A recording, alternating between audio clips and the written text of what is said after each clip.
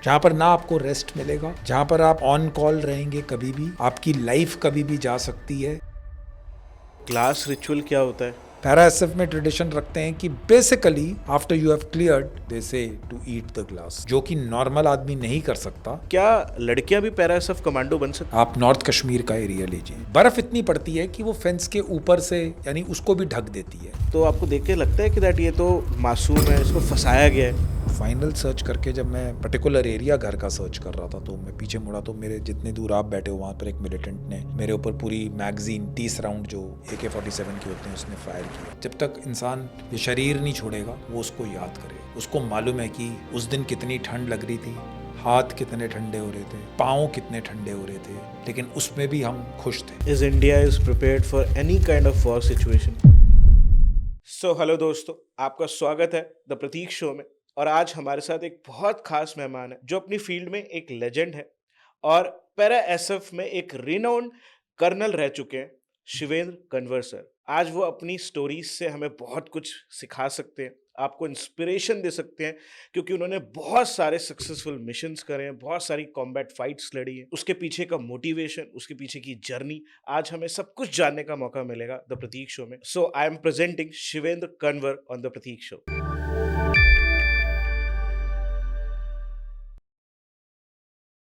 So how are you sir? Thanks Pratik for calling me over and जितने भी आपके viewers हैं और वेल विशर्स हैं उनको मेरी तरफ से जय हिंद।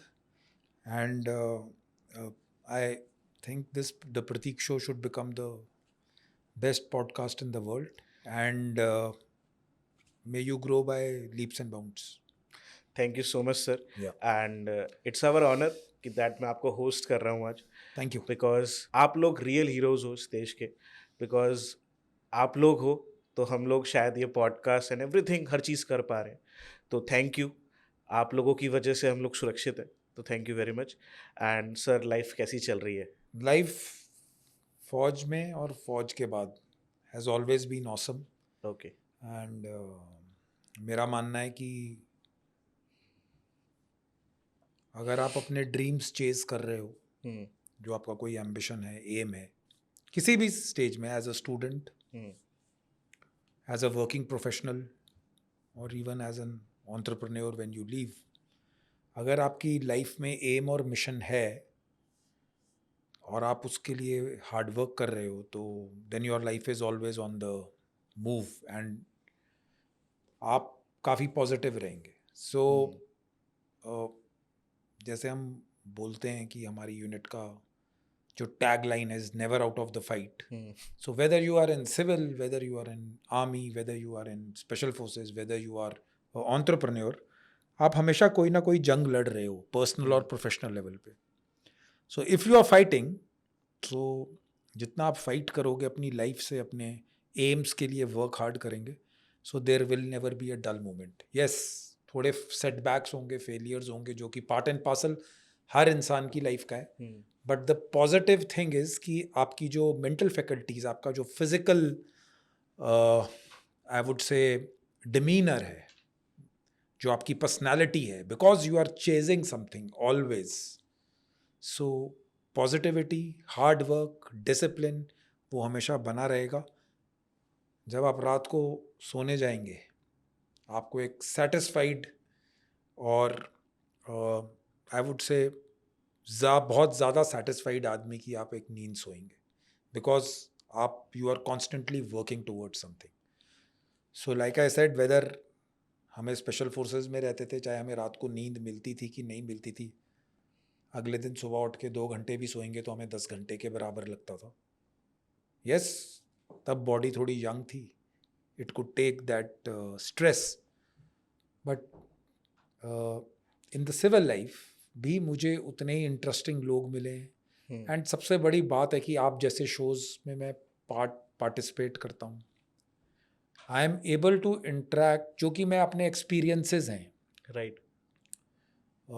ये एक बहुत ही अच्छा मीडिया है जिससे I can share, so I can really empower younger generation. अब मैंने अपना यूट्यूब चैनल भी खोला है, which I like very much, because only because कि मेरी जो जर्नी है और जो मेरे एक्सपीरियंसेस हैं उससे मैं जो प्रेजेंट जनरेशन है, जो फ्यूचर जनरेशन है, जो स्पेशल फोर्सेस ज्वाइन कर रहे हैं, जो पुलिस में हैं, जो सेंट्रल आर्म्ड पुलिस फोर्सेस में हैं, सिविलियंस जो आर्मी के लेसन्स लेकर अपनी सिविल लाइफ में कर सकते हैं.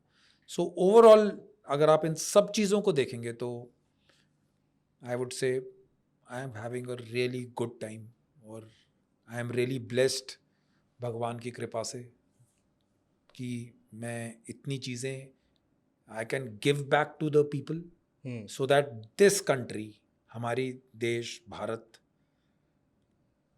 और ज़्यादा इम्प्रूव करे, विकसित देशों की चीज़ों में आए और हम. So I am enjoying every part. मेरी लाइफ में ज़्यादा रिग्रेट्स नहीं है. मैंने आर्मी का रोल भी उतनी ही अच्छी तरह मेरे को अच्छा लगता था जितने मैं सिविल में. आर्मी भी मेरे दोस्त बहुत बने और सिविल में भी मैं उसी प्रकार से काम कर रहा हूँ. So overall it's a very nice experience. एक आर्मी पर्सन से आपका एक अलग माइंडसेट है और आपका माइंडसेट जब मेरे जैसे यूथ सुनता है तो एक मोटिवेशन मिलती है लाइफ को जीने की और लाइफ में कुछ कर गुजरने की कि Yeah. लाइफ में एक पर्पस बनाना है, लाइफ में उसके साथ आगे भी बढ़ना है. हाँ जी. और एक एक पल को जीना भी है. Yes. Right sir. अभी हमारे देश में सरकार ने आर्मी में चेंज करा दैट एक न्यू चीज़ इम्प्लीमेंट करी, अग्निवीर. हाँ जी. अग्निवीर पर आपका क्या विचार है? क्या ये हमारी आर्मी को स्ट्रॉन्ग कर रहा है या वीक कर रहा है? देखिए, फर्स्ट ऑफ ऑल जो आपको मैं अपना एक्सपीरियंस बताऊंगा. हाँ बिल्कुल. कोई भी डिसीजन जो गवर्नमेंट लेती है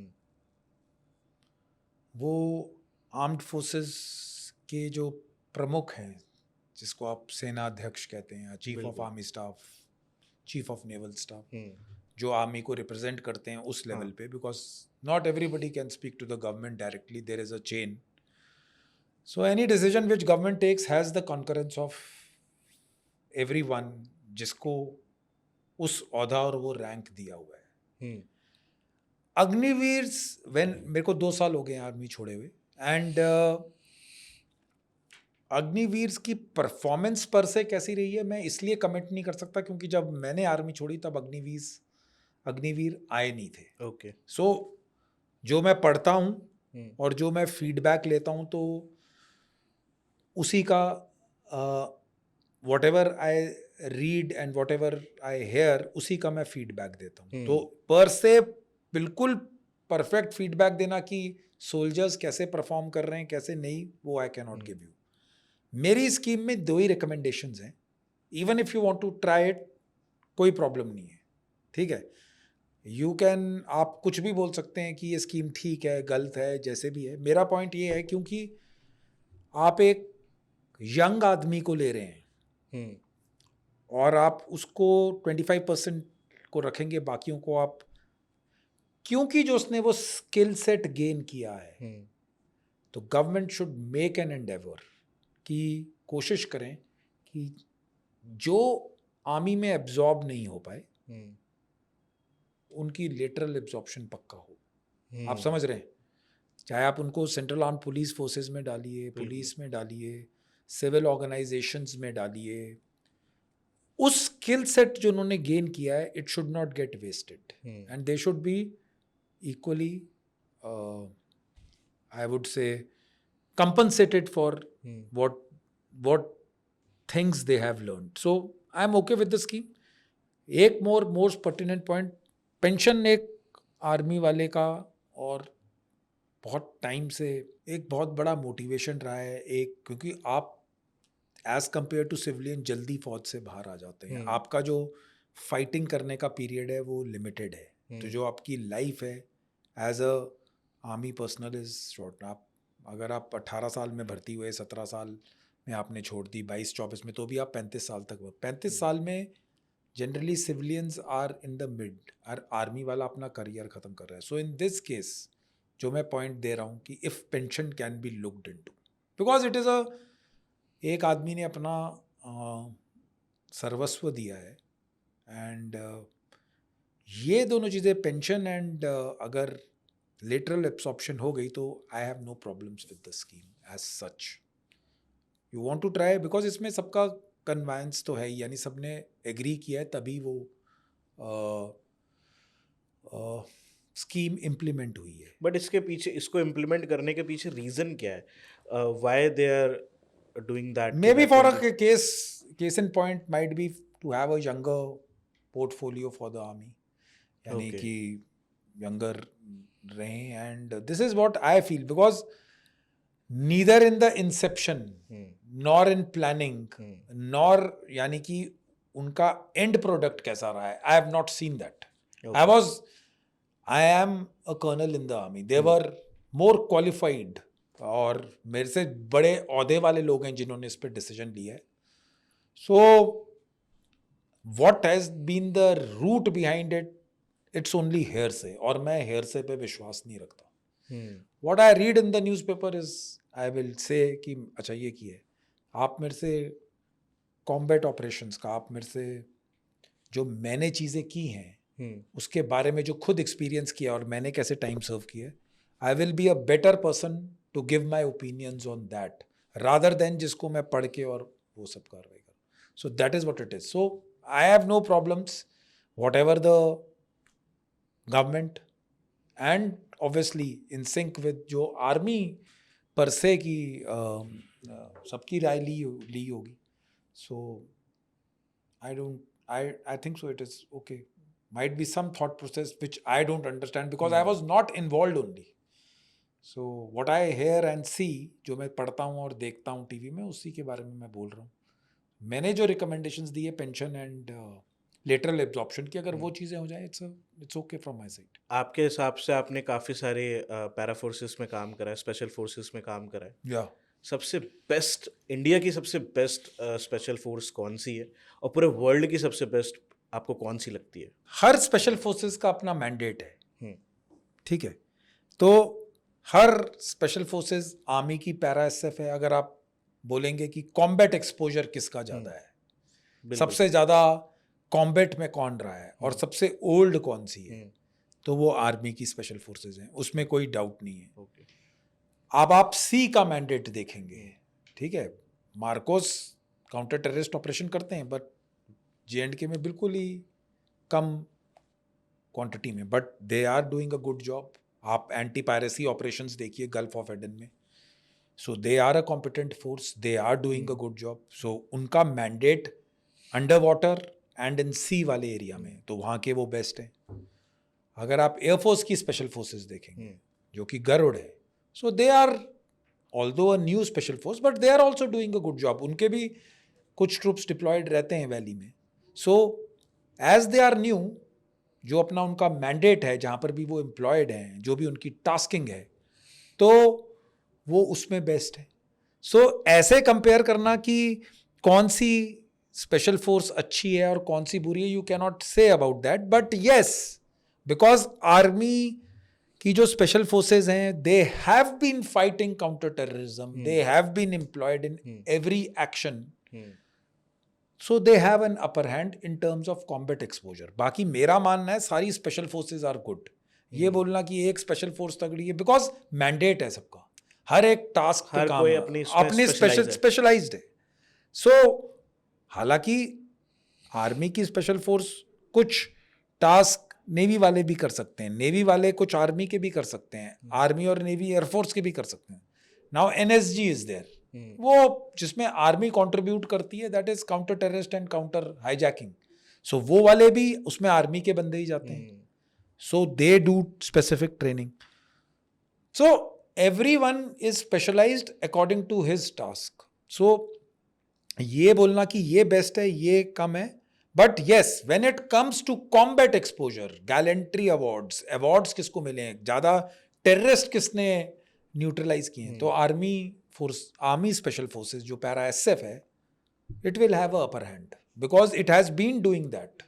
ओके. क्योंकि सारी लड़ाई जो लगी हैं, जो आप काउंटर टेररिज्म भी देखोगे, सो you have very limited events of, यानी एयरफोर्स यानी प्लेन्स हाईजैक हो गए, ठीक है, बट काउंटर टेररिस्ट तो आप देखते हैं कि JNK में, नॉर्थ ईस्ट में लगातार चल रहे हैं. सेंट्रल इंडिया छत्तीसगढ़ वगैरह में हम लोग डिप्लॉयड नहीं है, वहाँ पर सीआरपीएफ के कमांडोज रोल करते हैं, उनके साथ मेरा कोई इंटरेक्शन नहीं रहा है, लेकिन जो वो ऑपरेशन करते होंगे ठीक ही होंगे, because what ever I read in the newspaper, जो जैसे मैंने आपको बताया जो मेरा एक्सपोजर है, सो उस हिसाब से कॉम्बैट एक्सपोजर में आर्मी स्पेशल फोर्सेस जो पैरा एसएफ हैं, they are the best. Okay, and Yeah. World around? World around, I think so. What I have interacted with, I find Special Air Service and Special Boat Service of UK. They are one of the oldest, or they are the best. I think so. And equivalent उनके जो counter terrorism के लिए जो बनी है वो है आपकी सील टीम 6 है, जो भी मैं उनके साथ कोई ऑपरेशन नहीं किया, बट जॉइंट ट्रेनिंग मैंने ग्रीन बेरेज के साथ की है, तो they are also good, the American army वाले. I have seen Kazakhstan and Indonesian special forces. Her special forces के जो mindset की बात है उसमें 19-20 का फ़र्क है, किसी के टास्किंग में डिफरेंट है. अब कोई अपने देश से बाहर जाकर लड़ाई लड़ रहा है, कोई अपने देश में मिलिटेंसी लड़ रहा है. सो एवरीवन जितना जो कॉम्बैट एक्सपोजर देखता रहेगा, बिकॉज आपको एक चीज़ और व्यूअर्स को समझना चाहिए, आप जितनी मर्जी ट्रेनिंग कर लें, आप जितना मर्जी अपने शरीर को तोड़ लें, लेकिन अगर आपका कॉम्बैट एक्सपोजर नहीं है, आप रियल टाइम रियल फाइट्स नहीं देख रहे, so you cannot be called a true soldier, a true blue, यानी जिसको कहते हैं कि रियल ऑपरेटिव. बिकॉज अगर आपने फायर फाइट्स नहीं देखी, आपने कॉन्टैक्ट्स नहीं देखे, आपने आदमी को और दुश्मन को मारा नहीं, जिसको सिंपल हिंदी लैंग्वेज में मैं समझाऊंगा. सो बिकॉज आप कितनी मर्जी ट्रेनिंग कर लें, जब तक टारगेट वापस फायर बैक नहीं करता, खाली टारगेट पे मारना अलग बात है, और टारगेट पे लाइव टारगेट पे मारना और वो एक्सपीरियंस लेना बहुत ज़्यादा चीज़ें सिखाता है. सो that is what it is. So combat exposure matters. आपने वर्ल्ड की टॉप स्पेशल फोर्सेस के साथ काम करा है और उनके तौर तरीके भी देखे होंगे, उनके इक्विपमेंट्स, उनकी टेक्नोलॉजीज और उनकी कंट्री के जो उन्होंने रूल्स इम्प्लीमेंट करे उनकी कंट्री के, उनकी कंट्री ने उनके हिसाब से. अगर आप इंडिया में टॉप पोजीशन पर होते किसी, और आप कोई चेंज कर सकते अपनी आर्मी स्पेशल फोर्सेस के लिए कि भाई ये बाहर के देशों में ये चीज़ हो रही है और मुझे ये चीज़ इम्प्लीमेंट करनी चाहिए इंडिया में भी फॉर अ बेटरमेंट, तो वो क्या चीज़ होती? इक्विपमेंट प्रोफाइलिंग इंप्रूव करता. ओके. माइंडसेट और फिजिकल फिटनेस हमारी is equivalent to any special force in the world. Okay. And जो चीज़ मैं चेंज करता वो है equipment profiling. Better weapon system, better surveillance, better protection gear, better situational awareness के लिए नाइट विजन्स. बिकॉज वर्ल्ड में बहुत ज़्यादा tactics generally remains the same. Yes, अगर मैं ऑपरेशंस पे, आपको देखिए दो चीज़ें समझने वाली बात है कि हम ऑपरेशंस जो इंडियन स्पेशल फोर्सेस हैं, we are fighting in our own territory. हम अपने ही देश में कॉम्बैट ऑपरेशंस कर रहे हैं, चाहे वो JNK है, चाहे नॉर्थ ईस्ट, असम, मणिपुर, कहीं पर भी है. तो हमारा पहला मैंडेट है कि हम लोग अपने लोगों को प्रोटेक्ट कर रहे हैं. हम लोग एक्स्ट्रा कैजुअलिटीज, हम लोग इनोसेंट सिविलियंस को नहीं मार सकते. मैं ये नहीं कह रहा हूं कि अमेरिकन्स या फिर ब्रिटिशर्स या international security assistance force ISAF जो उसमें थी अफगानिस्तान में, वो इनोसेंट सिविलियंस को नहीं बताती थी, बट हमारा मैंडेट ज़्यादा डिफिकल्ट है. सो ऑपरेशन वाइज तो जनरली सब सेम है. मैं अपने देश में कर रहा हूँ मेरा, अगर आप मेरे को यही बोलोगे कि अफगानिस्तान में ऑपरेट करना है, सीरिया में जाना था, इराक में फाइट करना था, तो हमारी कैपेबिलिटीज़ अलग होती. लेकिन इन सब चीज़ों को जो डेवलप करेगा वो बेसिकली ये डेवलप करेगा कि हमारी इक्विपमेंट प्रोफाइलिंग कैसी है, which all weapons we are using, night visions कैसे हैं, रात में इंगेज करने के लिए मैं कैसे इंप्रूव कर सकता हूँ, बैटलफील्ड सिचुएशनल अवेयरनेस जिसको कहते हैं. So I am a tactical soldier. Close air support मैं कैसे प्रोवाइड कर सकता हूँ, जो कि हम अभी पढ़ते हैं, बिकॉज हम लोग close air support counter terrorist operation में यूज़ नहीं करते. यस, कई ऑपरेशंस में यूएवी उड़कर हम फीड लेते हैं, हम्म, बट आर्म्ड ड्रोन्स की यूज नहीं होता because you can not fire on own people. Hmm, so उस चीज को मद्देनजर रखते हुए जो एक चीज आपने जैसे पूछा कि if I am in position of power मैं क्या इंप्रूव करना चाहूंगा, may be better weapon system, protection gear, situational awareness बढ़ाऊंगा, और बेसिकली जिससे मैं अपने सोल्जर्स को एम्पावर कर सकूं. हम्म, माइंड सेट, फिजिकल फिटनेस तो वो वैसे ही अच्छा है क्योंकि उसने स्पेशल फोर्सेस ज्वाइन की है, but yes equipment profiling I would like to improve. That will be my forte towards the thing. मैं उस चीज पे ज्यादा ध्यान दूंगा. ओके. सर, पैरा की जो ट्रेनिंग होती है हाँ वो जी. बाकी सबसे किस तरह अलग होती है? क्योंकि ऐसा बोला जाता है ये सिलेक्शन नहीं, एक रिजेक्शन का प्रोसेस है. एब्सोल्युटली. एंड आपको प्रोबेशन से जाना होता है. हाँ. And most of the 90 to 95% लोग प्रोबेशन में ही छोड़ देते हैं. हाँ जी. ऐसा क्यों है? क्या ऐसी ट्रेनिंग कराई जाती है कि लोग 90 to 95% क्विट कर देते हैं? देखिए, सबसे पहले जो एक पैरा एसएफ ऑपरेटिव में जो क्वालिटीज आपको चाहिए, फर्स्ट क्वालिटी इज वो वॉलंटियर होना चाहिए. वॉलंटियर होना चाहिए. क्योंकि जब आप अपनी ट्रेनिंग एकेडमी से बाहर होते हैं या फिर आप अपनी नॉर्मल आर्मी से या यूनिट से वॉलंटियर करते हैं, you have to sign a volunteer form. Hmm, so because volunteer होना बहुत बड़ी चीज़ है. मेरा मानना है कि वॉलंटियर के दिल से बड़ी कोई चीज़ नहीं होती, बिकॉज आप उस चीज़ के लिए वॉलंटियर कर रहे हैं जो जहाँ पर ना आपको रेस्ट मिलेगा, जहाँ पर आप ऑन कॉल रहेंगे कभी भी, आपकी लाइफ कभी भी जा सकती है, आपको पर्सनल लाइफ का कोई टाइम नहीं है, और सबसे इम्पॉर्टेंट आप वो ऑपरेशंस करेंगे जो सबसे डिफिकल्ट है. सो अगर तो फर्स्ट पॉइंट जो मैंने बोला, अगर आप वॉलंटियर नहीं है तो आप ये सब नहीं करेंगे. सो सबसे पहले तो बंदे को वॉलंटियर होना चाहिए. सेकंड, बिकॉज आप बहुत ही इंपॉर्टेंट मिशंस के लिए जाएंगे, सो आपको नॉर्मल आर्मी से ज़्यादा फिजिकली फिट, मेंटली टफ और स्ट्रेस लेने की काबिलियत होनी चाहिए. सो दैट इज वाई जो वो प्रोबेशन, जो 90 दिन का सिलेक्शन प्रोसेस है, that is why it is important. That is why आपको, आप देखोगे कि लोग जो चीज़ें नॉर्मल आर्मी और जो चीज़ लोग नहीं करते वो आदमी उसमें करता है, बिकॉज उसको अगर आप उस रुख में उस 90 दिन में उसको सिलेक्ट नहीं करोगे तो जो वो एक बिगनिंग फेज है. तो जो उसने कॉम्बैट ऑपरेशंस उसने अंजाम देने हैं, आप समझ रहे हैं, उसने जो उसको पूरा करना है, तो then he will not become a special forces operative. वो उसके बेसिक क्वालिटीज उसमें रिक्वायर्ड है, उस 90 दिन में वो चेक होगी. वो स्पेशल फोर्सेस ऑपरेटिव कैसे बनता है? वो सर्विस में जाकर अंदर ऑपरेशंस करके, कॉम्बैट देखकर, अलग अलग सिचुएशंस में जाकर उसको पता लगेगा. सो ये नहीं है कि आपने वॉलंटियर किया, आपने क्लियर किया, 3, 4, 5 स्पेशलाइज्ड कोर्सेज करेगा, उसको अलग अलग टाइप के ऑपरेशंस, अलग अलग टेरेन में, अलग अलग जगहों पे, माउंटेन्स में, डेजर्ट्स में, जंगल्स में, ग्लेशियर्स में, समुंदर में, सब जगह वो ऑपरेशंस कराएंगे. तो फिर वो 4-5 साल बाद एक ठीक ऑपरेटिव बनेगा. So that is what it is. So he has to be volunteer first. उसको मालूम होना चाहिए कि उसकी फैमिली लाइफ अफेक्टेड रहेगी, जैसे मैंने बताया, उसकी पर्सनल लाइफ कुछ नहीं होगी.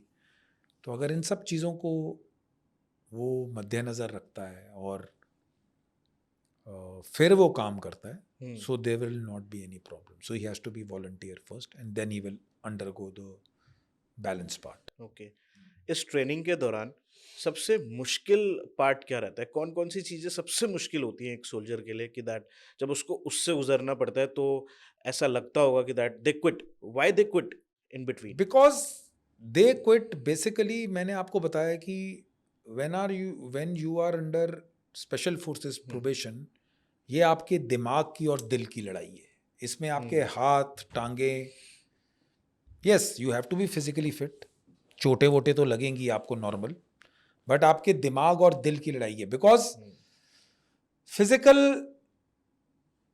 जो ताकत है इंसान के अंदर वो डेवलप की जा सकती है प्रैक्टिस के साथ, लेकिन जो मेंटल रोबस्टनेस है, बिकॉज एक पॉइंट ऑफ टाइम में आकर दो आदमी लगभग एक ही स्पीड से काम करते हैं, 19-20 का फर्क है, लेकिन उसकी मेंटल टफनेस कितनी है, वो कितनी देर तक उसको सस्टेन कर सकता है, कैसे उसको फाइट कर सकता है, कैसे जब पीरियड्स चल रहे हैं जिसमें he is put in lot of stress, नींद नहीं है, खाना रिस्ट्रिक्टेड है, खाना मिलता है बट थोड़ा कम, ऐसा मैं ये नहीं कह रहा हूँ खाना आप खा सकते हो, बिकॉज आपको टास्क करने हैं, आपको नींद ना है तो आप खुद ही खाना कम खा रहे हो फॉर एग्जाम्पल।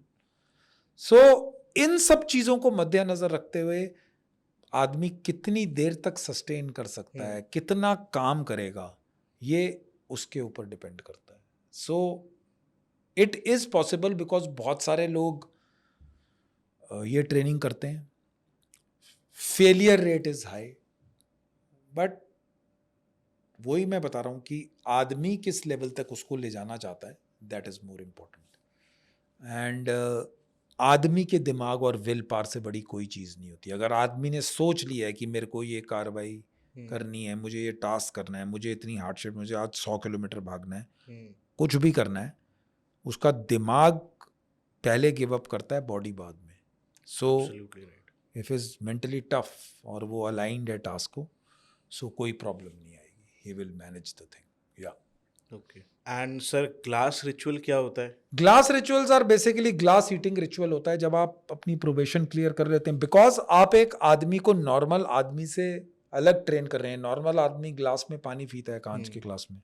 पैरा एसएफ में ट्रेडिशन रखते हैं कि basically after you have cleared, so after you, आपका जो भी ड्रिंक आपने बनाया है उन्होंने, वो आपने पी लिया, तो they say to eat the glass. Glass eating ritual is nothing, ज़्यादा कोई इम्पोर्टेंट नहीं है, ज़्यादा कोई महत्व नहीं है, लेकिन करवाते इसलिए, कई चीज़ें इसलिए कराते हैं क्योंकि आपको बताना है कि ये उस आदमी को रियलाइज़ करवाना है कि everything is normal for you, जो कि नॉर्मल आदमी नहीं कर सकता, जो नॉर्मल आदमी के लिए एबनॉर्मल है। नॉर्मल आदमी ग्लास नहीं खाएंगे, उसको आप इसलिए खिलाते हो कि तुम एक कमांडो हो, तुम एक स्पेशल फोर्सेस वाले सोल्जर हो, so you can do everything. उसके अंदर वो कॉन्फिडेंस हमेशा रहना चाहिए कि मैं ये कर सकता तो हूँ, उससे कर कोई सकता प्रॉब्लम नहीं होती? हूँ। नहीं, there are ways of eating it. आप ग्लास का चूरा बनाकर कांच को ऐसे धीरे धीरे करके, अगर आप सीधा पीसेस की तरह तोड़ के खाओगे तो अंदर चोट लग सकती है, लेकिन अगर आप उसको पाउडर करके खाओगे तो वो।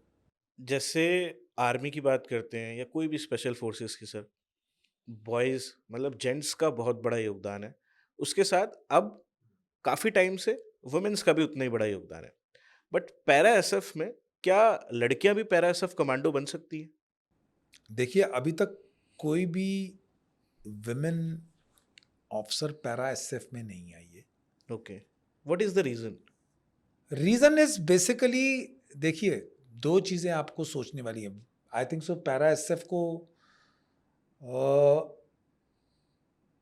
जो, मैं आपको वर्ल्ड आर्मीज का भी ट्रेंड बताऊंगा, जो भी, इवन आप अमेरिकन आर्मी देखेंगे या फिर आप इजराइलीज भी देखेंगे, एक्चुअल कॉम्बैट वाली जो यूनिट्स हैं, जो कॉम्बैट में जाती हैं, जो टीयर 1 यूनिट्स हैं, हाँ बिल्कुल, उनका एक मैंडेट है, उनका एक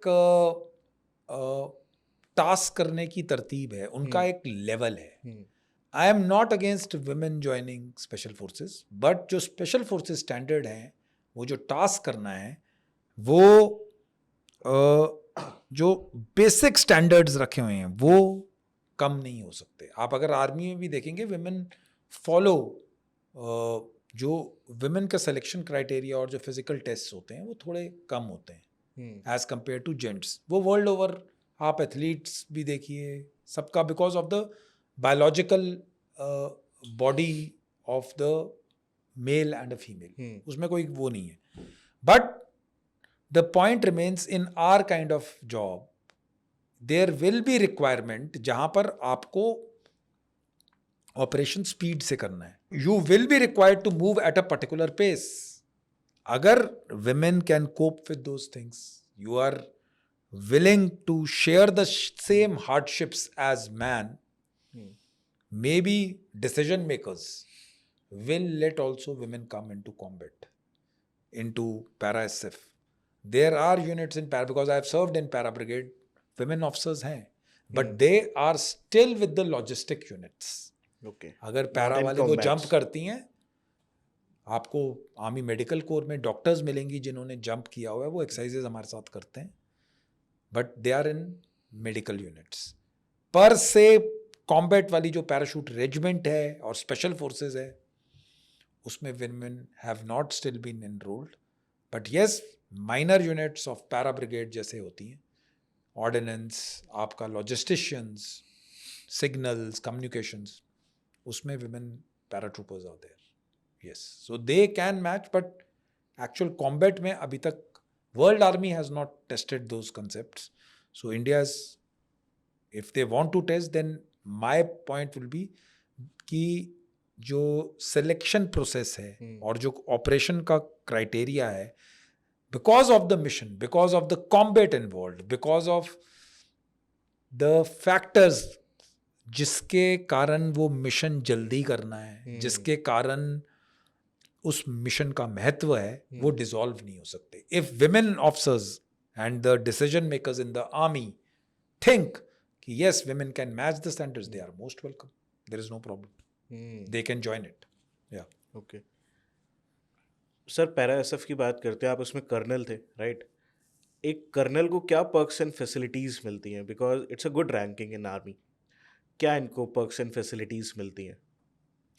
बिकॉज ऐसे बोला जाता है काफ़ी फैसिलिटीज़ एंड पर्क्स होते हैं। या बिकॉज आप स्पेशल फोर्सेस के कमांडिंग ऑफिसर हैं यूनिट के, और you are a colonel, you will get your basic allowances are bit higher than the normal officers and jawans. उसके बाद पर से फैसिलिटीज़ की, जिसको कहते हैं कि या for your official use you have a government vehicle given to you and that's about it. बाकी तो आपको वो फैसिलिटीज़ मिल भी रही हैं, आप उसका इस्तेमाल कर पा रहे हो, because what I would emphasize more is the amount of responsibility that guy has. Facilities तो बाद की बात है, फैसिलिटीज़ बाद में आप अवेल करोगे, अगर आप अपनी लोकेशन पे रहोगे तब आपको वो फैसिलिटीज टाइम मिलेगा, तब आप अवेल करेंगे। आप ये भी सोचिए कि मेरे ट्रुप्स काउंटर इंसर्जेंसी ऑपरेशंस में डिप्लॉयड हैं, कोई टीम्स ट्रेनिंग कर रही हैं, कोई डेजर्ट्स में है, कोई सुपर हाई ऑल्टीट्यूड एरिया जो 16-17 हज़ार के फीट के ऊपर है उधर डिप्लॉयड है, कोई अपना रूटीन ट्रेनिंग में इन्वॉल्व है। So as a commanding officer I am visiting every one of them. तो मेरे पास उतना टाइम ही नहीं है कि मैं ये अपनी जो फैसिलिटीज़ मुझे मिल रही हैं या फिर मैं उसको अवेल कर सकूं। नॉर्मल कर्नल जिसको जो फैसिलिटीज़ मिलती हैं, if he is a commanding officer in a regular infantry और special forces, those facilities are with me. But I would say more emphasis is कि मेरी रिस्पॉन्सिबिलिटीज़ कितनी हैं, उन रिस्पॉन्सिबिलिटीज़ को निभाने के लिए और उन फैसिलिटीज़ को अवेल करने के लिए मैं कितना तत्पर हूँ। So that is more important. You should have time to avail those facilities. बाकी पे अलाउंसेस तो ऑब्वियसली ज़्यादा हैं because of the rank, and that is how it goes.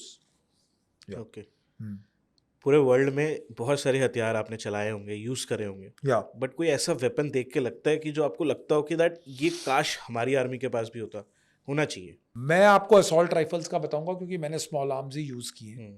So I would से कि अमेरिकन्स के पास I have seen Heckler and Koch 416 is one weapon which I find to be very for counter terrorist operations, for use with special forces.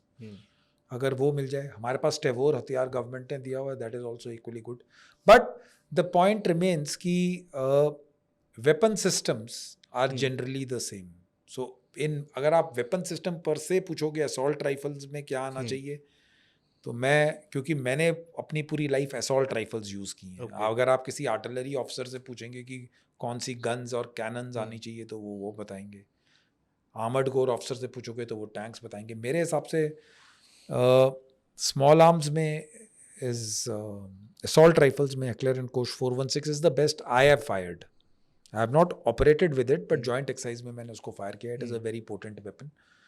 उसके बाद pistols में आपकी आजकल वैसे जनरली स्पेशल फोर्सेस में पिस्टल्स आ गई हैं, जिसको Glock and everything, Carl Walther, I think so they are there with the special forces. I don't know what has happened in the last 2 years, but generally equipment profiling, apart from these one odd weapons and some kind of night vision, और जिसको आप कहते हो situational awareness battlefield का जिन equipment से बढ़ रहा है, that's about it. अगर वो आप provide कर देंगे तो generally the army is doing good.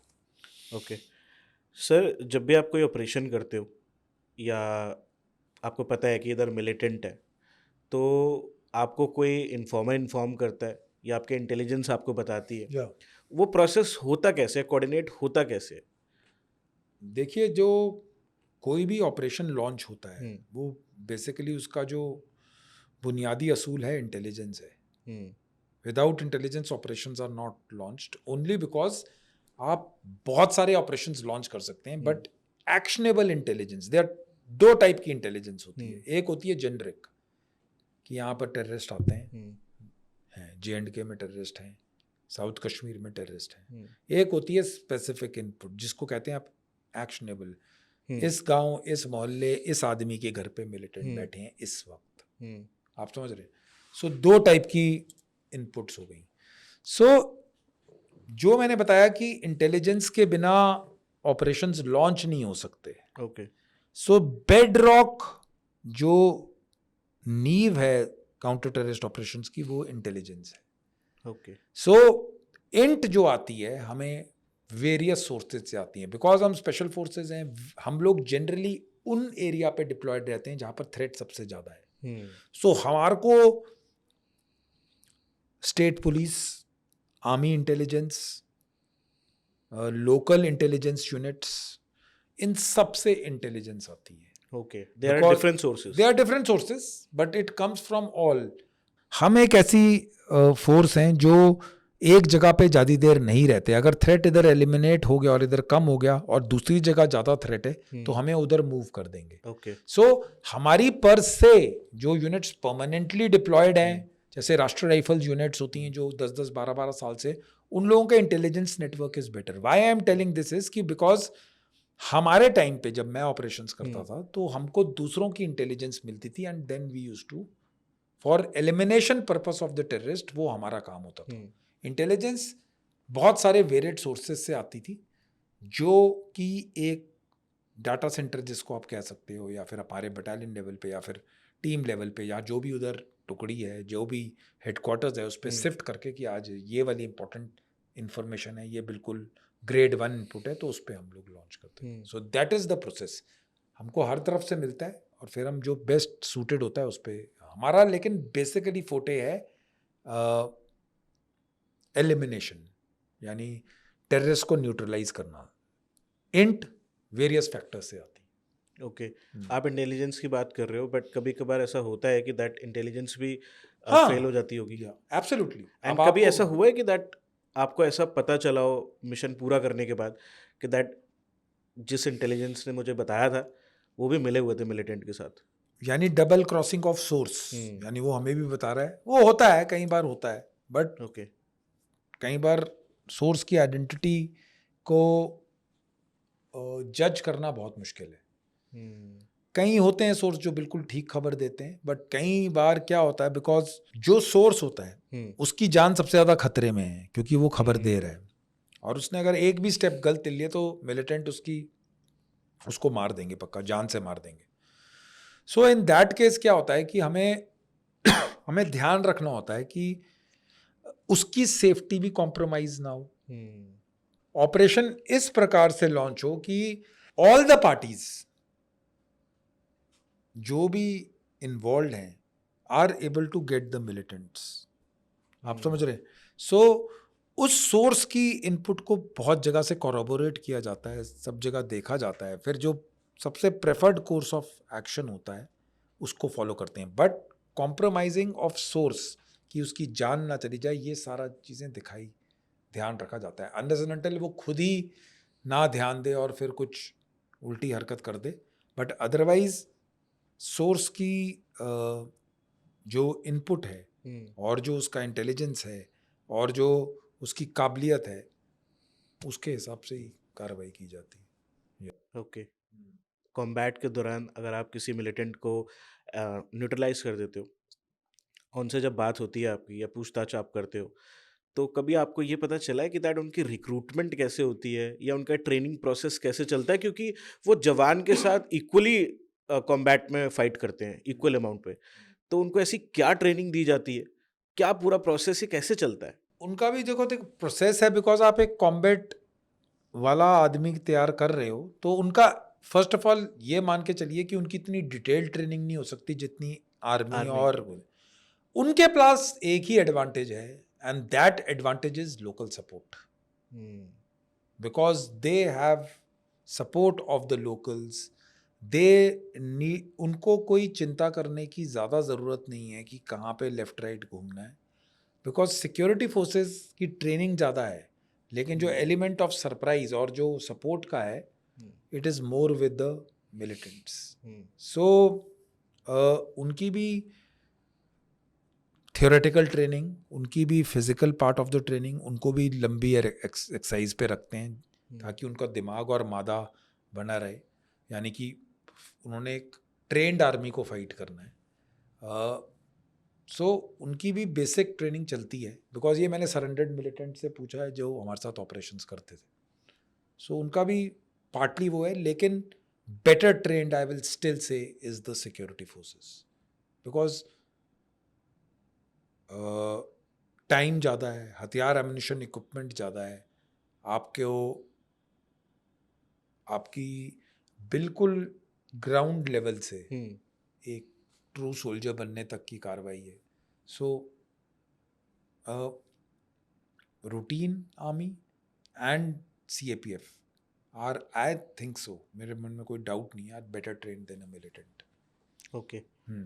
जैसे आप मिलिटेंट से मिले हो, तो आपको कभी उनको देख के लगता है कि दैट इसकी, मतलब कभी कभार आपका सामने ऐसे मिलिटेंट से भी हुआ होगा जो बच्चा होगा, जिसकी एज अंडर एज है, एब्सोल्युटली, या तो आपको देख के लगता है कि दैट ये तो मासूम है, इसको फंसाया गया है?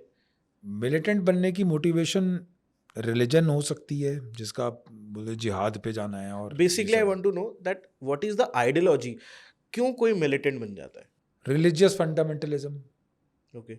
फर्स्ट, मनी ऑफ, यानी जो पैसे का मोटिवेशन है वो भी है।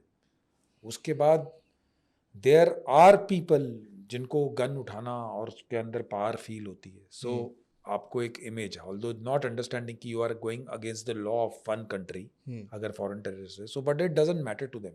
सो basically it is religious ideology जिसको उनको ब्रेन वॉश किया जाता है, and second is the money, because money is also paid to them, their families will be looked after, but primarily ideological जो ग्रूमिंग है वो ज़्यादा पार्ट प्ले करती है in making of a militant.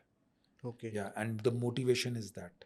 Okay. Yeah जैसे sir Jammu और कश्मीर की बात करते हैं, उधर BSF भी है, लोकल एडमिनिस्ट्रेशन भी काम कर रहा है, स्पेशल फोर्सेस भी हैं, पुलिस भी है। इतना सब कुछ होने के बावजूद भी अभी पिछले 6 महीने में काफ़ी सारी कैजुअलिटीज़ देखी गई हैं, काफ़ी जवान शहीद हुए। इतना सब कुछ होने के बाद भी ये सब कैसे होता है?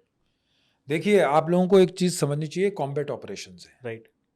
पासा किसी भी तरफ जा सकता है। जो हम राजौरी, पुंछ, डोडा की बात कर रहे हैं, वहाँ पर इशू ये था कि 2005-6 के बाद वहाँ पर militancy levels have come down बनस्पत साउथ कश्मीर के।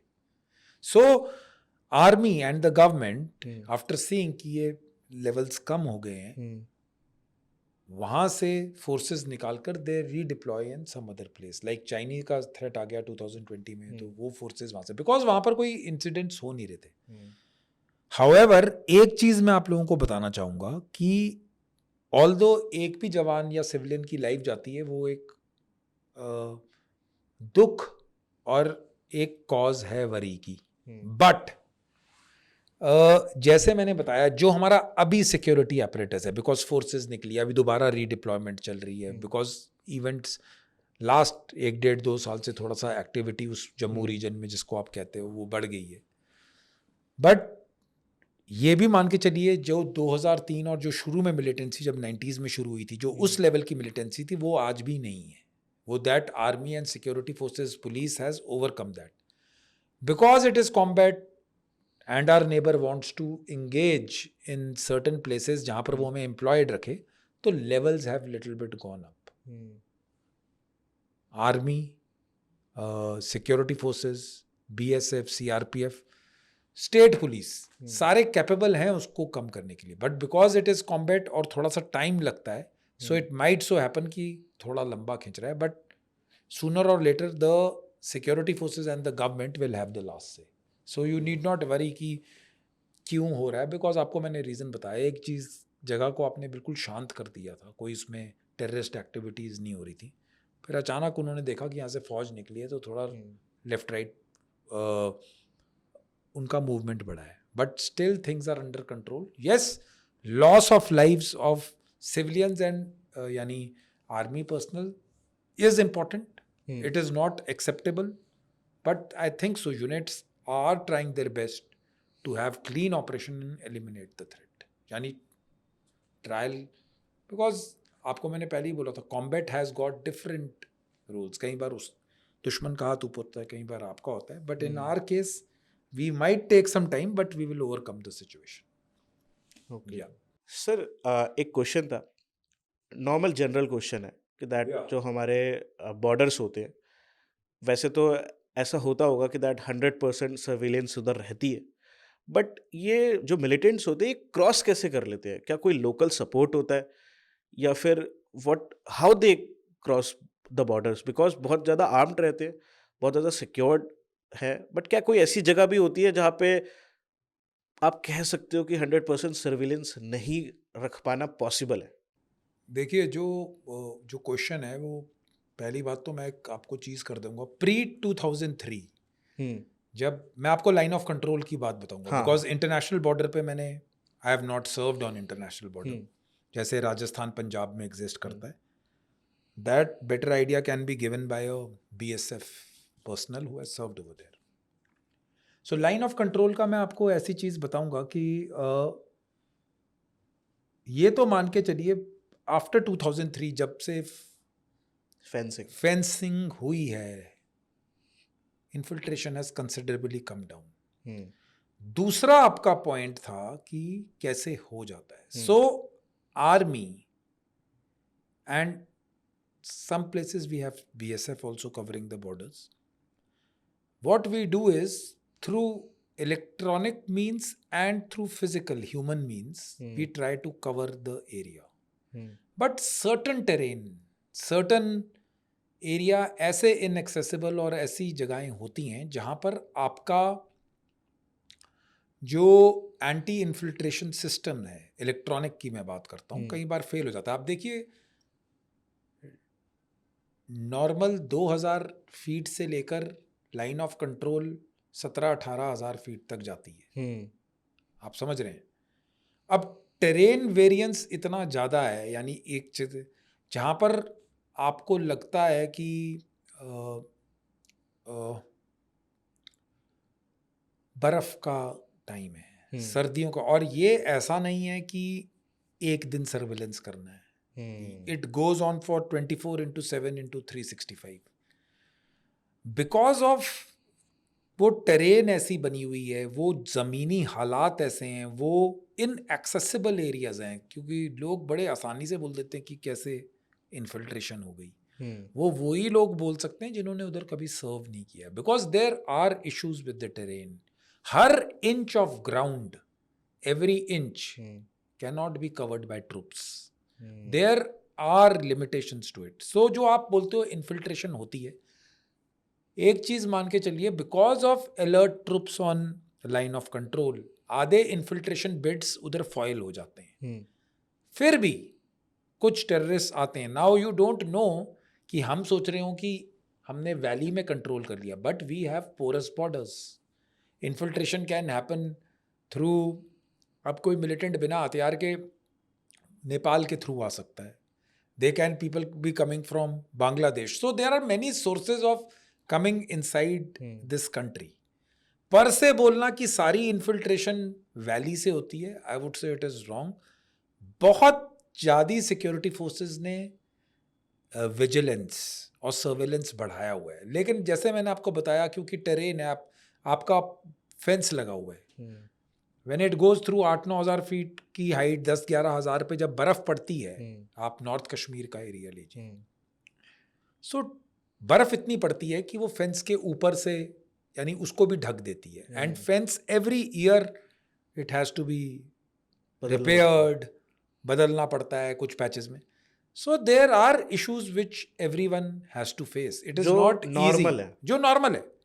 सो ये सोचना कि आप every inch of ground cover कर लेंगे और infiltration, that is a misnomer. But because troops are alert, because army BSF is alert in these areas, बहुत ज़्यादा आप देखते हो, आप न्यूज़ में पढ़ते हैं कि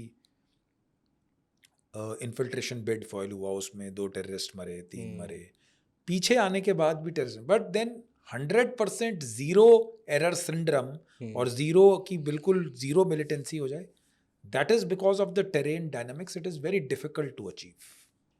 ठीक है, आप देखिए कि कितनी एसिडेंसी थी अमेरिकन फोर्सेस की इन अफ़गानिस्तान, लेकिन आखिरकार वो भी वहाँ से निकले। 100% तालिबान एलिमिनेट नहीं हुआ। सिमिलरली ड्राइंग कंक्लूजन्स, आप इतने ऑपरेशंस होते हैं बिकॉज कॉम्बैट है, ज़मीनी हालात हैं, वेदर कंडीशंस हैं।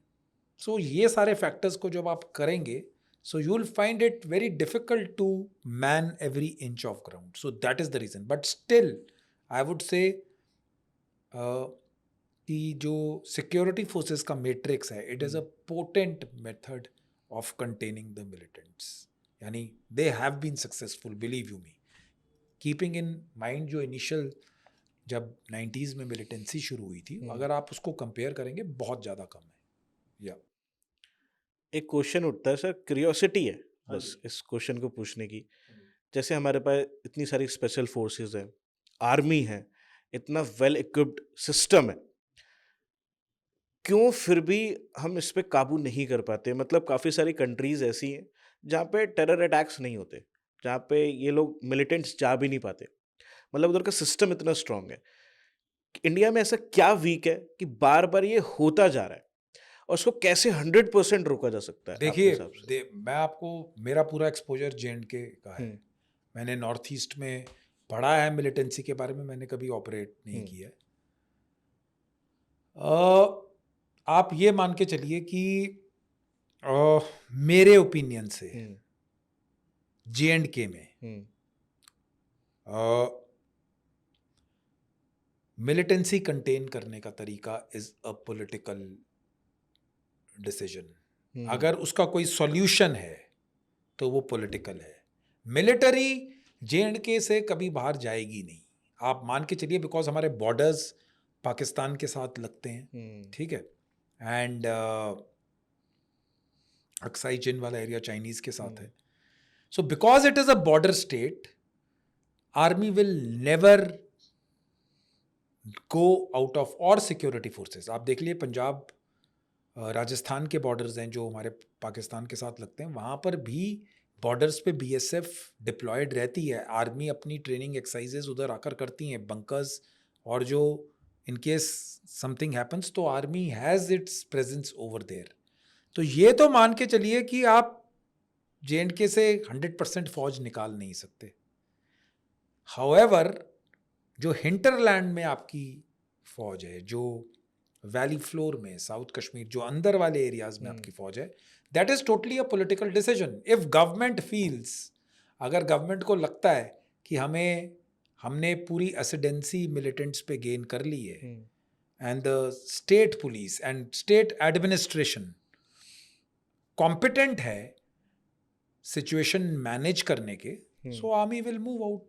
That is as simple as that. Army has not come by its own choice in the state. It is when it has been requested, so it comes. So अगर आप पूछोगे कि militarily हम, because आप एक चीज सोचिए, ये आप अपने लोगों से लड़ाई लड़ रहे हैं, यानी कि you are fighting militants amongst own people. आप सिविलियंस को बचाने के लिए हर ऑपरेशन मैंडेटेड है कि कोई सिविलियन कैजुअल, आप बेतहाशा कैजुअलिटीज नहीं कर सकते। There are rules of engagement. So it is a political solution. अगर पॉलिटिकल पार्टीज साथ में बैठेंगी, government takes a decision, it is military will always remain, military is just a mean of, अगर आप सोचोगे कि आर्मी के रहते ही मिलिट्री लॉ लगाकर मार्शल लॉ करके आप एक इट्स अ डेमोक्रेटिक नेशन, अब you cannot have those measures in India. But if government wants, it is government and the state and the opposition parties, everybody has to sit on a table and take that decision. Army is तो एक national power portray करने का, national power दिखाने का एक जरिया है. आपने आर्मी को बुलाया है, आर्मी उधर है, आप आज आर्मी को बोलोगे, आर्मी वापस आ जाएगी. So it has to be a political solution. There is no military solution to J&K militancy per se. Army is just doing its job, what it has been told. आप army को बोलोगे मुंबई में militancy है, मुंबई पे पहुंच जाएगी. आपको नहीं चाहिए, आप सेंट्रल आर्म्ड पुलिस फोर्सेस को लगा दिए. छत्तीसगढ़ में जो लेफ्ट विंग एक्सट्रीमिज्म है, नैक्सनलिज्म, उसमें army is not deployed. But where you want army to come, it will go. It is so just army is a mean. So there is no military solution to the problems in J&K. It has to be, it's political. You have to take political decisions to stop that. That is my opinion. Yeah. Okay. Army की दोस्ती को बहुत पक्की दोस्ती बोला जाता है कि दैट आर्मी की दोस्ती बहुत पक्की दोस्ती है. जब आप एक कॉम्बैट में होते हो, और ये माइंडसेट कैसे डेवलप होता है जब आप एक कॉम्बैट में हो, सामने मिलिटेंट है, वो आप पे फायर कर रहा है, और एक पर्सन, आपका दोस्त, आपका बडी आपको कवर फायर दे रहा है और आप आगे जा रहे हो. कुछ भी हो सकता है कभी भी, उसको पता है कि दैट आज कुछ भी हो सकता है. वो एस्पिरेशन, वो इंस्पिरेशन क्या डेवलप होती है कि दैट मरने और मारने को तैयार हो जाते हैं लोग. ओके, देखिए, दो प्रकार के रिलेशनशिप्स हैं. एक आपका रिलेशनशिप है आपके भाई बहन से, जो रियल ब्लड है आपका, आपके कजन ब्रदर्स, आपके फैमिली फ्रेंड्स, फैमिली रिलेटिव्स से. एक रिलेशनशिप है आपका उन लोगों से जो आपके टाइम पे साथ हैं जब आप लाइफ और डेथ को फेस कर रहे हो. तो वो भी एक रिलेशनशिप है, वो भी एक भाईचारा है, वो भी एक ब्रदरहुड है. आप समझ रहे हैं? नाउ अगर आप इसको रियल सेंस में मेरी नजर से देखेंगे, रिलेटिव्स, कजन्स तो मेरे साथ कभी थे ही नहीं जब मेरे को सबसे ज्यादा जान की मेरी जरूरत पड़ी. राइट. जो मेरे साथ आदमी था वो मेरे साथ ट्रेनिंग में मिला, वो मेरे साथ मेरी यूनिट में आया, उसने मेरे साथ काम किया. उससे पहले मैं 20-25 साल उसको जानता ही नहीं था. लेकिन वो आदमी है जो मेरी जान की रक्षा कर रहा है. मैंने अपनी जान उसके हाथ में दी है, उसने अपनी जान मेरे हाथ में दी है. जो आपका क्वेश्चन है कि आप क्या इंस्पिरेशन है, बिकॉज वो दोनों लोग जानते हैं कि अगर हम एक दूसरे का साथ नहीं देंगे तो जो गोली चल रही है वो किसी को भी लग सकती है. बिल्कुल. यानी दुश्मन का फायर, मिलिटेंट का फायर, दुश्मन का फायर, जो भी आप उसको. सो जो वो रिलेशन है वो आपके अपने, ये मेरा मानना है, आपके अपने खून, आपके अपने रिलेटिव से बढ़ के ज्यादा है. आपके कजन ब्रदर्स होंगे but they were not there जब when you are fighting. So inspiration कहां से आती है? क्योंकि आपने एक ही प्लेट में खाना खाया है, आपने इकट्ठे, आप लोग बर्फ में रहे हो, आप इकट्ठे चले हो उन अंधेरी रातों में, उन ऐसी जगहों पे जहां पर नॉर्मल आदमी सोच भी नहीं सकता. आप लोगों ने -20 डिग्री, 25-30 डिग्री में इकट्ठे पानी गर्म करके चाय बनाई है इकट्ठे. जब पूरा वर्ल्ड पीछे रह गया है तो वो आदमी आपके साथ है. सो उसने जान, जो उसकी जान है वो आपके हाथ में है, आपकी जान उसके हाथ में. सो जो वो रिलेशनशिप एडवर्सिटीज, मुश्किल हालात में बनता है, वो बहुत इंपॉर्टेंट होता है. उसको मालूम है कि हम, ये मेरा ध्यान रखेगा, मैं इसका, उसमें कोई रैंक स्ट्रक्चर नहीं है. मैं ऑफिसर हो सकता हूँ, वो जवान हो सकता है, जेसी हो सकता है, बिकॉज आपने वो सब चीज़ें बहुत पीछे छोड़ दी हैं. रैंक, कास्ट, कल्चर, आपका रिलीजन, वो आपके लिए एक हिंदुस्तानी है, वो आपके लिए वो आदमी है जो फायर आएगा तो वो आपकी रक्षा करेगा। सो जब उस लेवल की दोस्ती और भाईचारा और कमराडरी और ब्रदरहुड उस लेवल पे पहुंच जाता है, तब आदमी को ये नहीं मालूम होता है कि मैं किसी भी तरह, यानी आदमी को ये मालूम होता है कि मैं किस तरह अपने बडी को बचाऊं, खुद को बचाऊं। So that feeling comes with lot of hardships. बहुत समय आपको इकट्ठा रहना पड़ता है।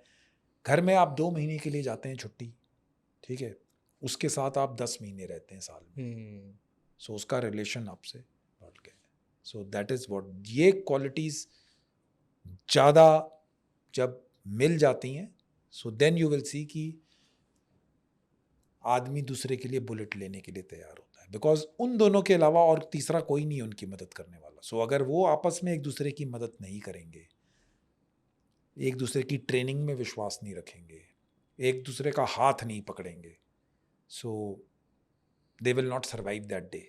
वो दिन क्या पता अगली सुबह देख भी पाए या ना। सो जो वो फीलिंग होती है, उससे इंस्पिरेशन मिलती है। Very beautiful sir. Yeah and मुझे लगता है कि दैट आपके करियर में हो सकता है एक बहुत ब्यूटीफुल फीलिंग हुई कि दैट एक या ऐसा नहीं, इट भी इज, मैं आपको बता रहा हूँ क्योंकि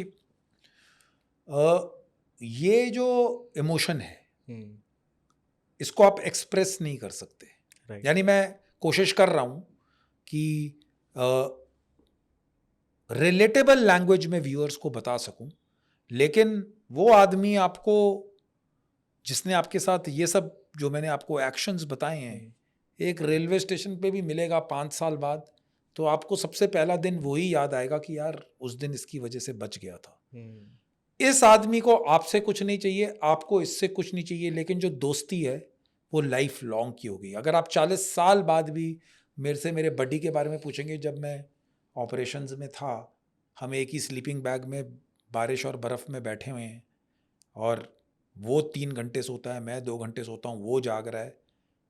सो हमने वो टाइम्स इकट्ठे देखे हैं। 40 साल 50 साल जब तक इंसान ये शरीर नहीं छोड़ेगा, वो उसको याद करेगा। उसको मालूम है कि उस दिन कितनी ठंड लग रही थी, हाथ कितने ठंडे हो रहे थे, पाँव कितने ठंडे हो रहे थे, जो पूरी खा रहे थे वो गीली थी पूरी बारिश से, लेकिन उसमें भी हम खुश थे।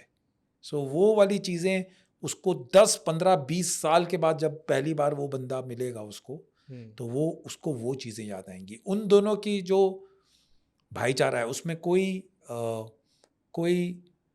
बनावट नहीं है। वो नेचुरल रिस्पेक्ट है उसके लिए। वो जानता है कि ये मेरे साहब मेरे साथ थे, मैं जानता हूँ मेरा बडी मेरे साथ था।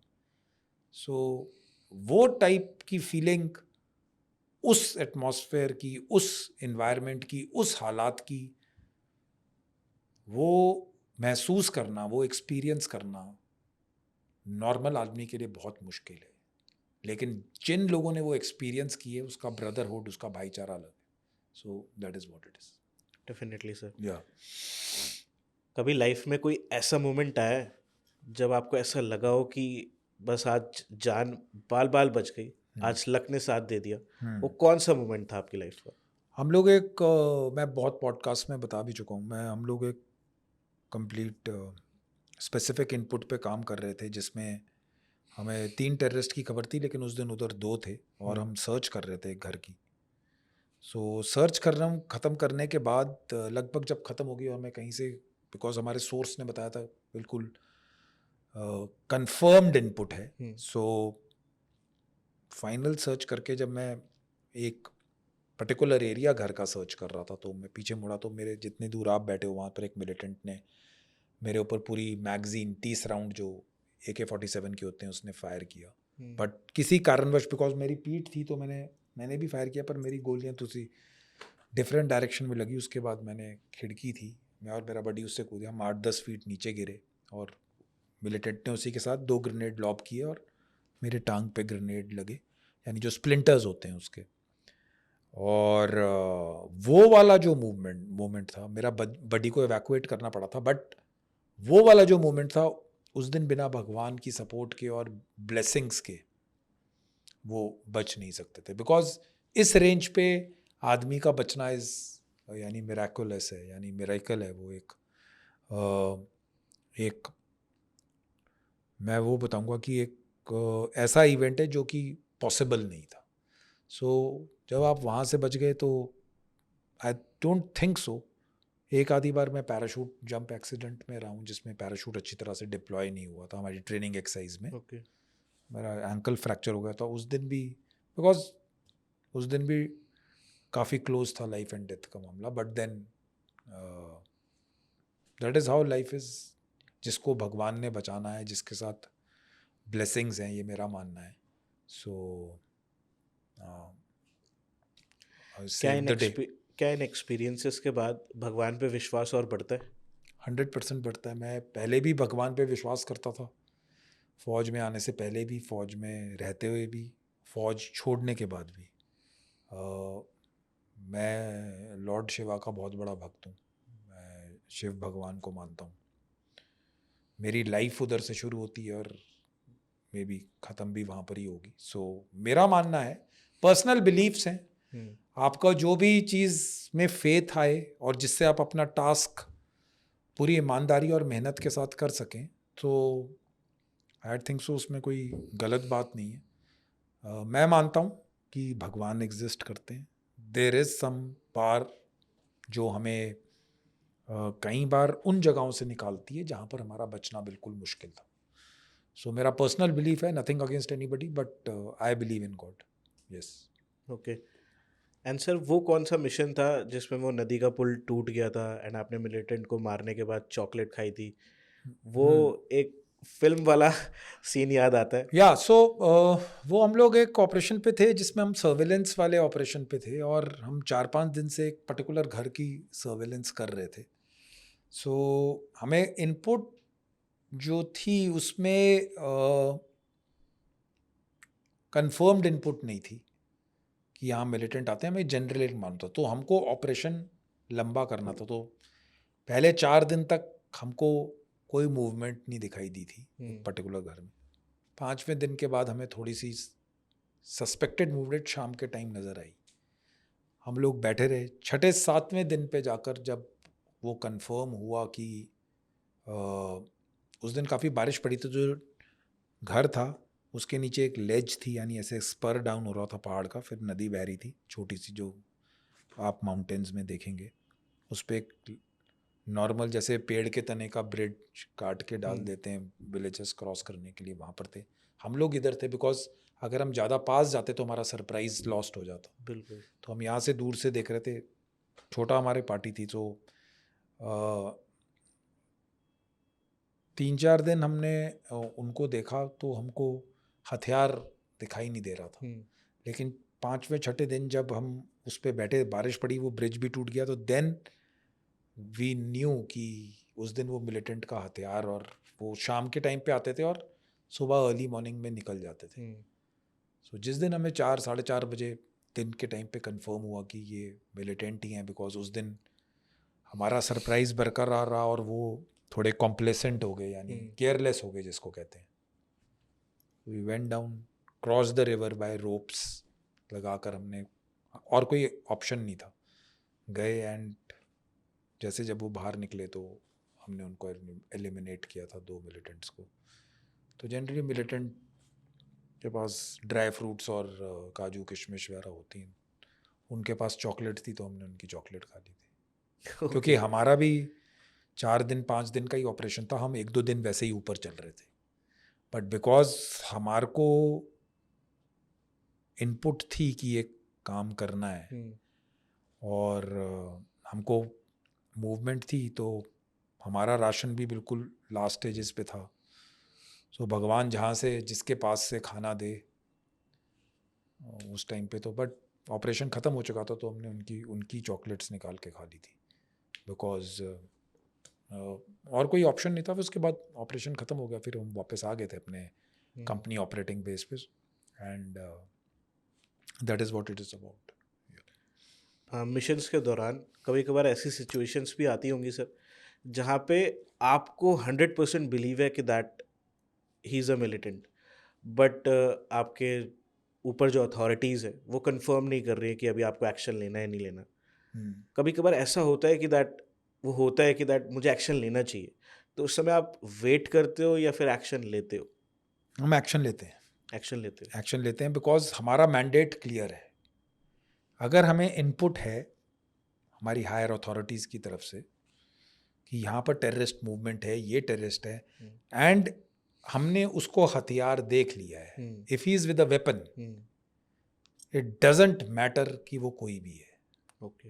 हमारे लिए positive identification is a person with a weapon. अगर हथियार के साथ है तो we will engage, we don't wait for anybody to follow unless and until हमें ऐसा लगे कि हमारे फायर करने से उस पॉइंट ऑफ टाइम पे सिविलियन कैजुअलिटीज हो सकती हैं, तो हम लोग थोड़ा रेफ्रेन करेंगे। अदरवाइज आर्मी पर से, स्पेशल फोर्सेस पर से, और हमारी जो रोल है वो एलिमिनेशन का है। हमारे को कभी दो राय या दो चीज़ों में यूज़ नहीं किया जाता कि यहाँ पर क्राउड कंट्रोल करना है या फिर यहाँ पर आपको कुछ ओपिनियन दिखाना है या आपको presence feel. We are crack troops, यानी हमको ट्रेनिंग, हमको तनख्वाह, हमारे को इक्विपमेंट, हमारे को वो स्पेशल स्टेटस इंडियन आर्मी में और जो सिक्योरिटी फोर्सेस का मैट्रिक्स है वो उसी चीज़ के लिए मिलता है कि हम वो काम करने जाएंगे जहाँ पर हमें वो काम करना है। सो हमारे में हथियार मिल गया, पॉजिटिव आइडेंटिफिकेशन होगी, we will eliminate, we have no doubts. अगर नहीं मिला then we don't engage, that is what it. Okay. या आपने अभी तक का सबसे लंबा मिशन कौन सा करा है आज तक, जो सबसे डिफिकल्ट हो आपके लिए अभी तक का? देखिए, दो मिशन काउंटर टेररिस्ट ऑपरेशन में जो था वो एक, हम लोग पहले ही 7-8 दिन के एरिया में, डोडा किश्तवाड़ के एरिया में डिप्लॉयड थे, रामबन वाले में, एंड वहाँ से हम एक ऑपरेशन करके आए। जब हम वापस आ रहे थे तो वहाँ पर दूसरी जगह पे कांटेक्ट शुरू हो गया था। उस एरिया की खासूसियत थी कि वहाँ पर मक्की के खेत बहुत बड़े होते थे। अच्छा। वो 12-14 फीट की मक्खी हो जाती है, 10-12 फीट की, तो आपको कुछ दिखाई नहीं देता। तो हमको 7-8 डेज के ऑपरेशन के बाद स्ट्रेट उस ऑपरेशन में डाल दिया। सो उस टाइम वो भी ऑपरेशन 7-8 और दिन चला। So, लगभग दो हफ्ते 17-18 दिन के लिए हम लोग डिप्लॉयड थे। बट ऐसा नहीं था कि हमें खाना नहीं मिल रहा था, बिकॉज वो घेरा हुआ था ऑपरेशंस को और we were clearing the one side of the operation. So वो लंबे में था कि आप एक बार ही कैंप से निकले तो 17-18 दिन बाद वापस आए। बिल्कुल। ठीक है, वो लंबा, बीच में बारिश भी पड़ी, धूप भी निकली, सो वो लंबा ऑपरेशन था। बाकी हार्डशिप्स की वजह से मैं बोलूँगा, जो मैंने अपनी पेरेंट यूनिट के साथ हाई ऑल्टीट्यूड का टेन्योर काटा, जो मैं जिसमें वेदर यानी जो मौसम का जो रियल इम्पैक्ट है वो पता लगता है। वो 16-17 हज़ार फीट पे मेरी पोस्ट थी और कारगिल में था मैं। एंड वहाँ पर आपको एक छोटा सा एग्जांपल दूंगा कि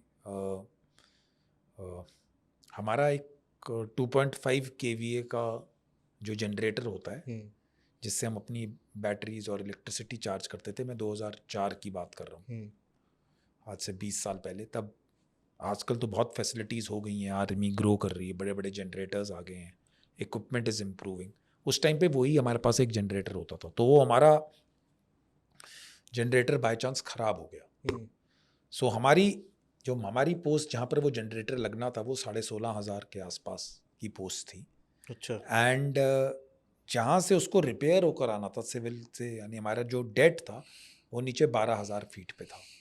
तो आर्मी में स्टेज वाइज एक्लेमेटाइजेशन होती है। फर्स्ट फेज 9,000 फीट, फिर 9 से 12 सेकेंड स्टेज, 12 से 15 थर्ड स्टेज एक्लेमेटाइजेशन, एंड ऐसे करके 6 दिन इधर, 4 दिन इधर, 3 दिन इधर, ऐसे करके एक्लेमेटाइजेशन का फेज़ है। एक आधा दिन में ऊपर नीचे, बिकॉज अब मैं इतना मेरे को याद नहीं है, बट देन जनरली ये एक्लेमेटाइजेशन 3 स्टेजेस में होती है। सो उस जनरेटर को, जो कि लगभग 12-14 kg का होगा, मैं बात कर रहा हूँ जनवरी फरवरी के महीने में, जब काफ़ी बर्फ़ और -40, 45, 50 डिग्री टेम्परेचर पे हम लोग थे, और उस जनरेटर को उस 13,000 की पोस्ट से ऊपर लाने के लिए 56 लोग लगे। 56। हाँ, जो रोटेट किया। कुछ पोर्टर्स होते हैं हमारे साथ जो हमारे साथ काम करते हैं, कुछ जवानों ने मदद की। यानी कि आप सोच सकते हो कि मैन पावर एफर्ट कितना लगता है, बिकॉज आप थोड़ी देर चलोगे, यू हैव टू रेस्ट, फिर नई बंदे, फिर सो ऐसे करते करते आधे बंदे नीचे से आए, आधे ऊपर से गए। सो टोटल जो मैन पावर एफर्ट लगा था, आप मान के चलिए, मेरे को आज भी याद है 20 साल बाद, कि 56 लोग लगे एक जनरेटर 12 केजी के छोटे से 2.5 केवीए के जनरेटर को लाने के लिए 12,000 से 16,000 फीट के लिए। सो अगर आप उसको नॉर्मल भाषा में देखेंगे कि that is what life is, and it was tough. Every day has a challenge in terms of weather. High altitudes पे क्या प्रॉब्लम्स होती हैं, क्योंकि सिवियर कोल्ड कंडीशंस होती हैं, एंड उधर सबसे ज़्यादा मेजर प्रॉब्लम्स क्या होती हैं एक आर्मी पर्सन को? उसमें देखिए, हाई ऑल्टीट्यूड का सबसे बड़ा प्रॉब्लम है कि आइसोलेशन तो एक चीज़ है। आप अकेले हैं, 4-5 लोग आपके, एक पोस्ट आगे, एक पीछे, एक लेफ्ट राइट है। विंटर मंथ्स में फ्रेश खाना नहीं आता है।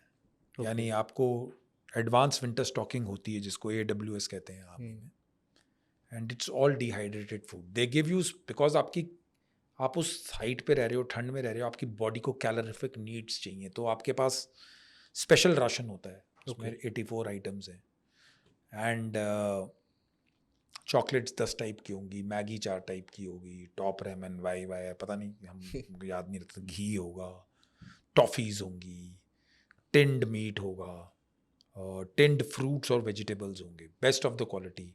आपको स्पेशल क्लोथिंग दी जाएगी। But the problem which you face is आपका इक्विपमेंट, यानी आपकी दिमाग पे हाई ऑल्टीट्यूड का memory loss little bit, if you are there deployed for long. तो 3 महीने के बाद ट्रुप्स रोटेट होते हैं, एंड उसके बाद high altitude cerebral edema, high altitude pulmonary edema, acute mountain sickness, आपके फिंगर टिप्स और पाँव और हाथ के फिंगर टिप्स पे, इधर ईयर्स पे, नोज़ पे चिल्बलिन होना, और उसके बाद अगर आप उसको नहीं ठीक करोगे, फ्रॉस्ट बाइट होना। These are normal illnesses over there. So for a normal civilian is just survival, लेकिन आर्मी वालों को आगे पाकिस्तान की पोस्ट आपसे 100 मीटर, 200 मीटर, 50 मीटर कई जगह पास में डिप्लॉयड है, you can not leave it. So you have to be mentally alert also, physically fit also. So ये चैलेंजेस हैं हाई ऑल्टीट्यूड के। पानी आपको पूरा बर्फ़ का पिघला कर ही पीना पड़ता है, ओके, ठीक है। हाँ, अगर कोई स्प्रिंग या कोई झरना है जहाँ से आ रहा हो तो ठीक है, नहीं तो अदरवाइज बर्फ़ का पानी पड़े, it has got issues on your digestive system. So it is a very hard life. यानी जो टूरिस्ट्स की तरह लोग जाकर बर्फ़ के गोले बनाकर खेलते हैं, जो वो लाइफ बहुत पीछे रह जाती है। So this is life which is, यानी कि इट इज़ डिफ़िकल्ट। सो आपको इसके बाद as an officer, as a leader, आपको अपने ट्रुप्स को मोटिवेट रखना है। You have to fight. It is not about कि फोर्स प्रिजर्वेशन है। फोर्स प्रिजर्वेशन एक चीज़ है, उनको लड़ाई के लिए भी तैयार रखना है, because Sunday, Monday, Tuesday, weekends, holidays, ऐसा नहीं है कि दुश्मन आप पे अटैक नहीं कर सकता। सो this is the effect of high altitude on your body. That is how high altitude plays. That is why it takes a toll on your physical and mental well-being. Okay. Yeah. आपकी life का idol कौन है?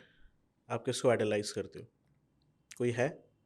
Initially, my father was because he was also army officer, so Okay. I used to idolize him in बचपन में.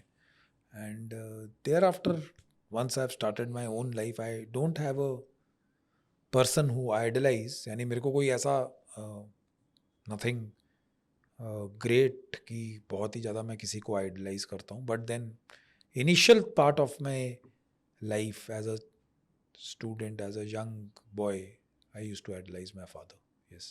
आपके father आपके idol थे? Yeah. Okay. अभी तक अगर इन काउंटिंग्स अगर आपको पता हो कि आपने कितने मिशंस में पार्ट लिया है, कितने अभी तक टोटल मिशंस करे होंगे आपने अपनी जर्नी में, एंड कितने मिलिटेंट्स को आपने न्यूट्रलाइज कराया आज तक? कितने काउंटर टेररिस्ट ऑपरेशंस किए हैं और नॉर्मल ऑपरेशंस किए हैं वो तो काउंटलेस हैं, वो जो याद नहीं रहते। आप 30-40 फायर फाइट्स में कहीं पे रहा हूँगा, पर कितने मिलिटेंट्स पर से न्यूट्रलाइज किए हैं वो इसलिए नहीं बता सकता आपको, क्योंकि it is all team effort. कई बार ये ऐसे न्यूट्रलाइज किया कि मैं और मेरा बडी बैठे हैं सामने, मिलिटेंट आ गया, हमने मार दिया। कई बार हम इधर बैठे हैं, हमारे साथ वाले लोगों ने मार दिया। तो दैट इज़ ऑल्सो बिकॉज एक आदमी और एक आदमी की ब्रेवरी पे मिलिटेंट्स न्यूट्रलाइज नहीं हो सकते। राइट, या so it's a team what, work. It's a team work, it is totally a team work. कि मैं कहूँ कि मैंने इतने न्यूट्रल, अनलेस एंड अनटिल कोई बोले कि हाँ मैं इधर बैठा था, मैं ही मार रहा था, सो that is something different. But yes, contribution सबकी है। कंट्रीब्यूशन उस आदमी की भी है जो हमें सपोर्ट कर रहा है। किसी ने हमारे लिए उस दिन खाना बनाकर दिया है, पूड़ी जो हम पैक करके ऑपरेशन में लेकर गए हैं। सो मैं एक दिन अपने ऐसे ही जवानों से बात कर रहा था। सो हम किसी एक सक्सेसफुल ऑपरेशन के बाद वापस आए थे, हमने शायद उस दिन एक ही मिलिटेंट मारा था। तो बात करते करते ऐसे ही जो हमारा लंगर में जो कुक होता है वो बोला, साहब देखो हमने भी, मेरी भी कंट्रीब्यूशन है, मैंने आपको अच्छा खाना और पूड़ी दी, आप फिजिकली फिट रहे, आपको एनर्जी मिली। So the audience needs to understand कि अगर कोई कहे कि मैं अकेला ही मिलिटेंट मार रहा हूँ, it's never possible. It's a team work. जो ऑपरेशन कर रहा है वो टीम वर्क है, उसके बाद जो आपको खाना प्रोवाइड कर रहा है वो टीम वर्क है। बिकॉज बिना सारी सपोर्ट के अकेले बोलना कि मैं मिलिटेंट मार रहा हूँ is not a, it's not a correct thing to say. Because बहुत लोगों की हो सकता है कि जो हमारे से पहले टीम्स ऑपरेट करके गई हैं उन्होंने वो प्रेशर बिल्डअप किया, मिलिटेंट्स केम आउट एंड फिर हम एलिमिनेशन में थे। सो जो आसपास की यूनिट्स हैं, राष्ट्रीय rifle units, central armed police forces जो हैं, JNK पुलिस, सबका कंट्रीब्यूशन है। यू कैन नॉट से कि मैंने इतने, यस फायर फाइट्स में रहे हैं, कहीं मिलिटेंट भाग गए, कहीं हमारी कैजुअलिटी हो गई, कहीं हमने सक्सेसफुल कॉन्टैक्ट्स किए। सो उस सबको मिलाकर आप बोल सकते हो लगभग 30 के आस, बट उसमें सारी चीज़ें शामिल हैं। उसमें आप ये नहीं कह सकते, मेरा मानना है कि हर आदमी कंट्रीब्यूट करता है, हर आदमी कंट्रीब्यूट करता है, and it's a joint effort, it cannot be a single effort. So that is how it goes. आपको क्या लगता है कि दैट जैसे इतने सारे ये मिलिटेंट्स आ जाते हैं, झारखंड की बात करते हैं, उधर बहुत ज़्यादा मिलिटेंसी है, JNK की बात करते हैं, कुछ एरियाज हैं जहाँ पे ये चलता ही रहता है। क्या आपको लगता है ये पॉलिटिक्स की वजह से भी चीज़ चल रही है कि दैट पॉलिटिशियंस इसमें इन्वॉल्व्ड हैं, वो चाहते हैं कि ये चलता रहे? देखिए, बिकॉज ऐसा तो कुछ भी नहीं है द जिस इशू, पे या कंट्रोल। आपका क्वेश्चन ठीक है, but yeah my point is कि whether it is because of politics or anything, solution needs to be finded. आपको, ये तो एक प्रॉब्लम है मिलिटेंसी, आप इसको पीसफुल मीन्स के थ्रू सॉल्व कर सकते हैं तो आप कर लीजिए, बट पीसफुली मानता ही नहीं कोई। मानता नहीं है कोई। हमारा जो टास्क है, जो हम काम करते हैं, जो सिक्योरिटी फोर्सेस काम करती हैं, जो स्पेशल फोर्सेस के बारे में मैं आपको बताऊंगा, जो पैराशूट रेजिमेंट काम करती है इंडियन आर्मी की, we are beyond all this things. हमारे में पॉलिटिक्स का कोई रोल नहीं है। नहीं, आई एम आस्किंग कि दैट ये जो मिलिटेंट्स एक्टिव हैं या जो ये चीज़ें एक्टिविटीज़ हो रही हैं, ये कहीं ना कहीं पॉलिटिकल कुछ सपोर्ट है, दैट्स वाई तो हो रही है। अदरवाइज अगर 100% इन पे एक्शन लिया जाए, क्या ये ख़त्म नहीं हो सकती? ये तो आपको किसी पॉलिटिशियन को बुलाकर पूछना चाहिए, because I have not dealt with politics in my life. नहीं, आपका किसी मिलिटेंट से सामना हुआ हो या कभी पता लगा हाँ, हो कि दैट नहीं कोई ऐसे आप सपोर्ट बोलोगे कि था? मिलिटेंट पॉलिटिशियन सपोर्ट कर रहे हैं, ये सपोर्ट कर रहे हैं, मैंने आपको इसलिए यही चीज बताई कि I am beyond the scope of politicians. We don't discuss politics. मैंने आपको पहले भी बताया था कि if it is a solution, it is a political solution. I am one of the means of enforcing the nation's power. You are doing your duty. I am doing my duty. आप मुझे बोलोगे कि because I have not seen कि किसी politician ने militant को खाना खिलाते हुए, ऐसे तो मैंने सामने देखा नहीं है. सो आई कैनॉट कमेंट कि whether he is supporting. Tacit support है, उनकी मूवमेंट को करते हैं. That government knows better who to target. हमारा जो रोल है इट्स क्लियर कट. सो जो my mandate, I don't confuse in my life. I never confuse myself. आप समझ रहे, मुझे कोई इसमें शर्म नहीं है और इसमें मुझे कोई झूठ भी मैं नहीं बोल रहा हूँ. हमारा काम है मिलिटेंट्स को एलिमिनेट करना, न्यूट्रलाइज करना, correct, through whatever means. The politics happens in Delhi और in Srinagar. We might be doing something.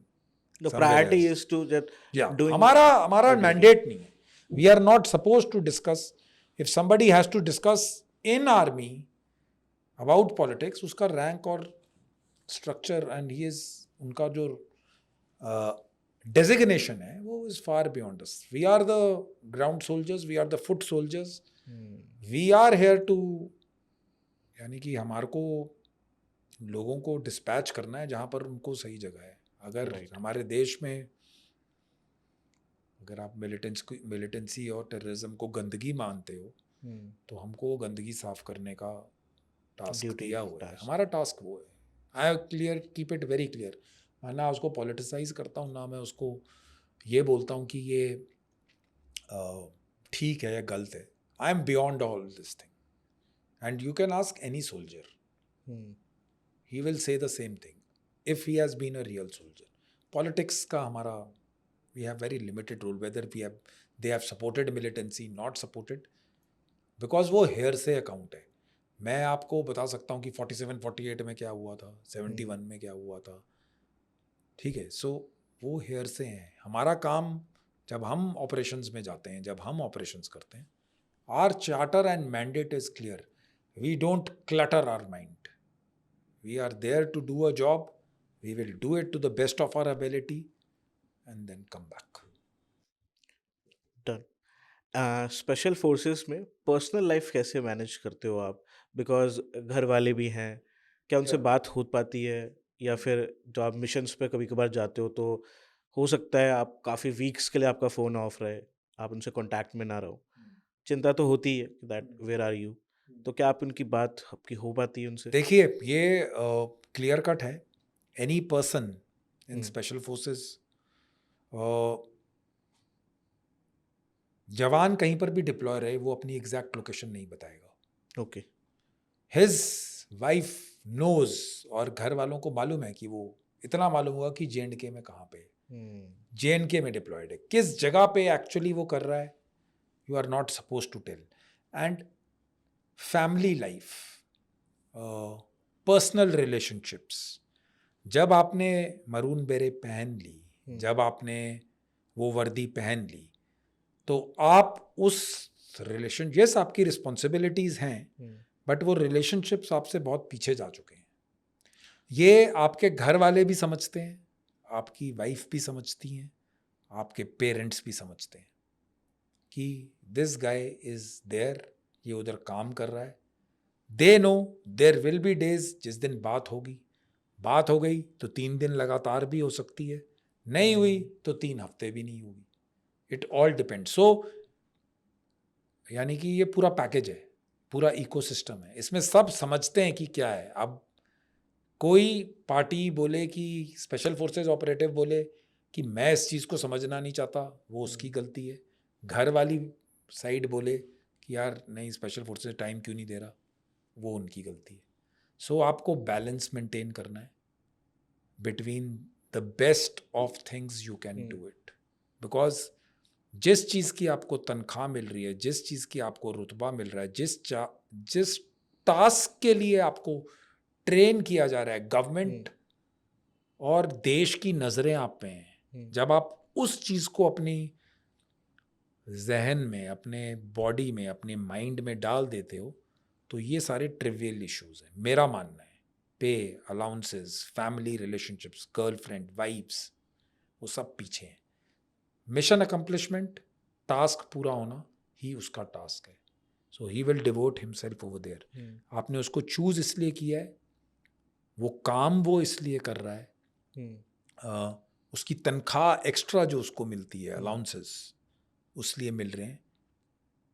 So he has to prepare. सो दोनों parties either way, personal front पे घर वाले और पैरा ट्रूपर या फिर स्पेशल फोर्सेस ऑपरेटिव, वो सब अच्छी तरह से जानते हैं कि ये होने वाला है, and that is how it is. Sir एक पर्सनल क्वेश्चन मेरी तरफ से है दैट आपने मिलिटेंट्स के साथ बहुत सारी कॉम्बैट फाइट्स करी, देश को बचाया, बट एक ओपिनियन चाहता हूँ आपसे जस्ट ऐसे ही जनरली दैट हमारे देश में आए दिन क्राइम्स होते रहते हैं, अलग अलग स्टेट में अलग अलग क्राइम्स होते हैं। अभी जैसे वेस्ट बंगाल में आपने देखा एक रेप केस सामने आया, ऐसे ना जाने कितने केसेस डेली बेसिस पे होते हैं। अगर आप चीफ होते तो आप क्या चीज़ इम्प्लीमेंट करते जिससे क्राइम रोका जा सके? आपके हिसाब से क्या चेंज करना चाहिए सिस्टम में कि क्राइम्स करने वालों की हिम्मत ना हो ऐसे क्राइम्स करने की? ओके, सो देखिए, एक चीज़ आप मान के चलिए कि ये सोसाइटी है, हुँ, ठीक है। अ, इसमें ह्यूमन बीइंग्स रहते हैं, हुँ, यानी आदमी औरत सब, एवरीबडी स्टेज टुगेदर। जो 100% सिस्टम है कि मैं 100% क्राइम फ्री कर दूंगा इस वर्ल्ड को, हाँ, that is non-existent, because till the time human being is there, लड़ाई, फाइट, झगड़ा, ये सब कार्रवाई होगी। आप इसको अवॉइड नहीं कर सकते। However, crime against women, hmm, especially rape, molestation, these are heinous crimes, right, यानी घिनौने हरकतें हैं। We as a society, देखिए अब सारे टाइप के लोग एग्जिस्ट करते हैं। We as a society has to understand, इसमें आपको चीफ मिनिस्टर, प्राइम मिनिस्टर बनने की ज़रूरत नहीं है। We as a society need to understand कि फर्स्ट ऑफ ऑल हम अपने अंदर देखें कि ये फर्स्ट ऑफ ऑल क्राइम हो ना, लेकिन which is very unlikely because सारे टाइप के लोग एग्जिस्ट करते हैं। अगर हो गया देन जो पनिशमेंट है that has to be exemplary. आप समझते हो, वो एक बारी दो, you do whatever, especially for crimes like these. चोरी है, गलत क्राइम है, बट स्टिल किसी की जान नहीं जा रही, कर दी, आप उसको नॉर्मल सजा दे सकते हो। लेकिन this kind of crime like what happened in Bengal rape case, अभी कल परसों माऊ में 2 आर्मी ऑफिसर्स को असॉल्ट कर दिया, right, and one of the girl friend और गर्ल वाज रेप, जो उसकी फ्रेंड थी। So these kind of crimes need to be controlled. Judiciary is there, police is there. Punitive action जिसको कहते हैं, ऐसा एक्शन लीजिए कि it serves as a example बन जाए। एग्जाम्पल बने कि अगला वाला जो कार्रवाई यानी जो ये गलत काम करने का सोच रहा है, कि उसको डर लगे। And if first of all तो ये होना नहीं चाहिए, लेकिन अगर हो गया है, justice delayed is justice denied, उधर ही कार्रवाई कीजिए, बिकॉज आपने उसको डिले कर दिया। But then the counter view to this is कि लोग बोलेंगे कि डेमोक्रेसी है, उसके भी राइट्स हैं, क्रिमिनल के भी राइट्स हैं। But in certain cases the government has to decide where it wants to draw the line. It has nobody else, government, judiciary, police, it is with them. But punitive action should be taken, यानी आप exemplary ऐसी punishment दीजिए कि दूसरे को करने से पहले 4 बारी सोचे कि ये होगा। लाइक यूएई, आप गल्फ कंट्रीज़ की बात करते हैं। आप करते हैं, आप वहाँ पर हाँ हैंगिंग्स और ये सब की जाती हैं, बट द पॉइंट इज कि that is for the government and everybody to decide. But as a society we should not fail. अगर हम self discipline and we respect women, अगर वो फीलिंग्स इनकलकेट कर सको, nothing like it, but it doesn't happen. So that is why कि मैं कहता हूँ कि all the violence in this world can be stopped by a well aimed bullet. आप पीस वार्ता कर सकते हो, कुछ भी कर सकते हो, लेकिन लड़ाई तो आखिरकार ऑप्शन उसमें है ही. In this case justice should be given और एग्जेम्पलरी पनिशमेंट देनी चाहिए. There is no other way to stop these things. It will continue to happen. Right. आपने आर्मी से इतनी अर्ली रिटायरमेंट क्यों लिया? उधर इंडिपेंडेंस नहीं मिल रही थी, या फिर आपने अपना काम कर लिया था एंड यू थिंक दैट अब मुझे अपनी लाइफ में आगे कहीं पे अब जाना है? सो मैं आपको बताता हूँ, मैंने आर्मी सिर्फ ऑपरेशंस के लिए, कॉम्बैट एक्सपोजर के लिए ज्वाइन की थी. ओके. मुझे, और मैं ऑफिसर इसलिए बना था because officer is there in execution, he has to lead, he does everything in an operation. So, after 20 years of service, after I've commanded a special forces unit, मेरे life में और कोई ड्रीम नहीं था, मेरा पैशन नहीं था. It is not because कि मेरे को इंडिपेंडेंस नहीं थी और वो नहीं था. जब मैंने अकेडमी ज्वाइन की थी, I was 22 years of age, and when I left, I was at around 43, 44. Those were the best days of my life, especially the time which I spent in field, in combat experiencing combat, जो मैंने field में काटे.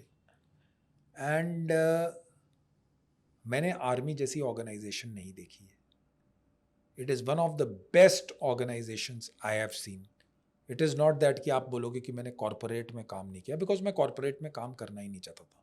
आई wanted to start something of my own. I wanted to do live my life on my own terms, which I did in the army. मैं सिर्फ combat के लिए गया था. मुझे कॉम्बैट एक्सपोजर देखना था. सबसे बेस्ट प्लेस जो कॉम्बैट एक्सपोजर दिखाती है वो पैरा एसएफ है. मैंने वो ज्वाइन की. That's about it. The day मेरे वेपन मेरे हाथ से, यानी कि आप कह सकते हैं, अब उसके बाद मैं I would have been doing much of paper work which I was never interested in. People do it, hearts out to them. But army से मुझे कोई, there is not even a single regret apart from the fact कि I should have operated little bit more. वही एक regret है मेरे को. बाकी army as an organization, the way my seniors have taken care of me, the way मेरी unit ने मेरा सपोर्ट किया, मेरे जवानों ने सपोर्ट किया, मेरे जेसीओज ने, एनसीओज ने, ऑफिसर्स ने, the way I have been supported by this army, I feel indebted. मैंने जो भी अचीव किया आर्मी में, it's because of the people around me. Team work. It's team work and I love this organisation. मेरे को कोई regret नहीं है आर्मी से. It gave me the best of my days. जितना मुझे अच्छा लगता था मैंने काम किया. आई स्टिल हैव उतना ही respect for the people who are there in the army. मेरी एक ही रिक्वेस्ट रहती है कि वर्क हार्ड, अपनी इज्जत रखिए, प्राइड पे काम कीजिए. And the only regret which I told you is I could have operated more, seen more combat exposure, and otherwise army is the best organisation I have served in. I have no regrets from it. India के कोई ऐसे best weapons या armouries जो भी India ने equip करी हो and वो बेस्ट हो अभी फिलहाल के लिए इन द वर्ल्ड, कोई ऐसे वेपन्स हैं? मेरा exposure is more with terms of small arms. So हम लोग टेवोर्स एंड ये सब इस्तेमाल करते हैं. बाकी अगर आप अक्रॉस देखेंगे, aircrafts are coming new. We are procuring, whether it is from friendly foreign nations. We are improving. Chinook helicopters आ गए हैं, Reaper drones आ रहे हैं. So there are things we are procuring, and we are on the right path. Because defense equipment में investment is very heavy, and it has to be military grade. It has to be tested in various things. We are improving, but I would still say that our own research and development, the startups, Indian industries, maybe in collaboration with foreign, which happens. जैसे मैंने अभी आई think सो C-130 जो aircraft है उसका कल ही मैं newspaper में पढ़ रहा था. Now Tatas and Lockheed Martin जो American, they are making a repair facility and पूरा उसका ओवरहाउलिंग इधर ही इंडिया में होगा. Okay. So this is yesterday's input I read in the newspaper somewhere. So we are improving, but I would say, because I am an army man at heart, I will always want the best of equipment to come Right. into the army. So the ecosystem is there. We need a further push. Government is on the job. लोग कर रहे हैं. Young, energetic business houses, startups are trying to. It takes time. यानी थोड़ा time लगता है. But we are on the right path. And when I started my journey 20 years back, there is a lot of difference. What we used to do then, how did, ठीक है. So आपको मैं बताऊंगा जैसे evolution of weapons in parachute regiment. जब 1987 में op पवन में श्रीलंका में IPKF गई थी तो स्पेशल फोर्सेस के पास SLR राइफल होती थी, सेल्फ लोडिंग राइफल 7.62. उसके बाद 94-95 में हमारे पास M58 VZ आई. It was a Czechoslovakian weapon. 2004-5 में हमारे पास टेवोर आई. So it takes time, but we are Evolve हुआ है. इवॉल्व. Everything is evolving. हमें एज अ सिविलियन हमें नहीं पता लगता है, but then we are evolving. But still scope of improvement always remains. आप कितना भी कर लो, आपको इम्प्रूवमेंट, रिसर्च एंड डेवलपमेंट में इन्वेस्ट करना ही पड़ेगा, because technology will take over. Human aspect is becoming less. Now artificial intelligence is coming. So if you can empower the man behind the weapon through whatever means, you are going to see good results. So it's like for any other industry, defense industry. So there is improvement. हम लोग सही काम कर रहे हैं. I think so the government is doing a good job. Anyone who's involved in the defense industry, but it takes time. It takes time to evolve. So we are on the right path. Yes. Is India is prepared for any kind of war situation? Absolutely. 100%. 100%. We are one of the few nations in the world, a big nation, जो किसी भी type की लड़ाई लड़ सकता है. And when I say किसी भी land, क्या हम बोल सकते हैं हम किसी Land, देश से sea, कम नहीं है? absolutely. You need to understand कि आप देखिए, हम लोग अपने आप को अमेरिका से कंपेयर करते हैं. Those are forces are in terms of equipment they are way ahead of us. Only because हमने 75 years 78 years पहले आज़ादी ली है. They are from 76 से उनकी 250-300 साल से उनकी आज़ादी है. आप उनसे कंपेयर कर रहे हो. So it takes time. We have our shortcomings, but we are ready to face anyone. मैं तो openly बोलता हूँ कि इट इज़ नॉट पॉसिबल कि आप इंडिया को कोई पार ही ना मानो. It is a par to reckon with. ये हमको एज सिटीजन्स अंडरस्टैंड करना चाहिए. ठीक है, हर देश में कमी होती है, हमारे में भी है. We are trying to overcome that. There is a system in place जो इलेक्टेड फॉर्म ऑफ गवर्नमेंट है. It's a democracy. आपने गवर्नमेंट इलेक्ट की है, they are doing. It takes time, it will, and we will do. But as citizens, it is also our responsibility to make a great nation. But as a veteran, as an ex-army person, I think so we are capable to fight anyone. एक machine gun होती है, उसको शायद mini gun बोलते हैं, that round shape barrel gun. Yeah, Gatlin or something. या आपने कभी वो यूज करी है? नहीं, मैंने नहीं करी. मैंने कभी देखी भी नहीं है वो. ओके. यानी क्या हमारी maybe- आर्मी के पास है? I have not seen it. Maybe in some World War II के किसी म्यूजियम में, मैं लंदन में था, वहाँ पर मैंने पढ़ी देखी थी. Okay. So I have not seen that. In real life In real life, I have not seen it. यानी in a museum I might have seen. Movies में एक Predator मूवी थी आर्नोल्ड श्वार्ज़नेगर Yeah. की, उसमें वो use करता Round है shape alien. में. हाँ, राउंड शेप. मैंने अपनी लाइफ में नहीं देखी. I have Okay. not seen it. Yeah. Thank you so much sir, आपने काफ़ी सारी वैल्यू ऐड कर दी है already, and thank you so much for coming to the show.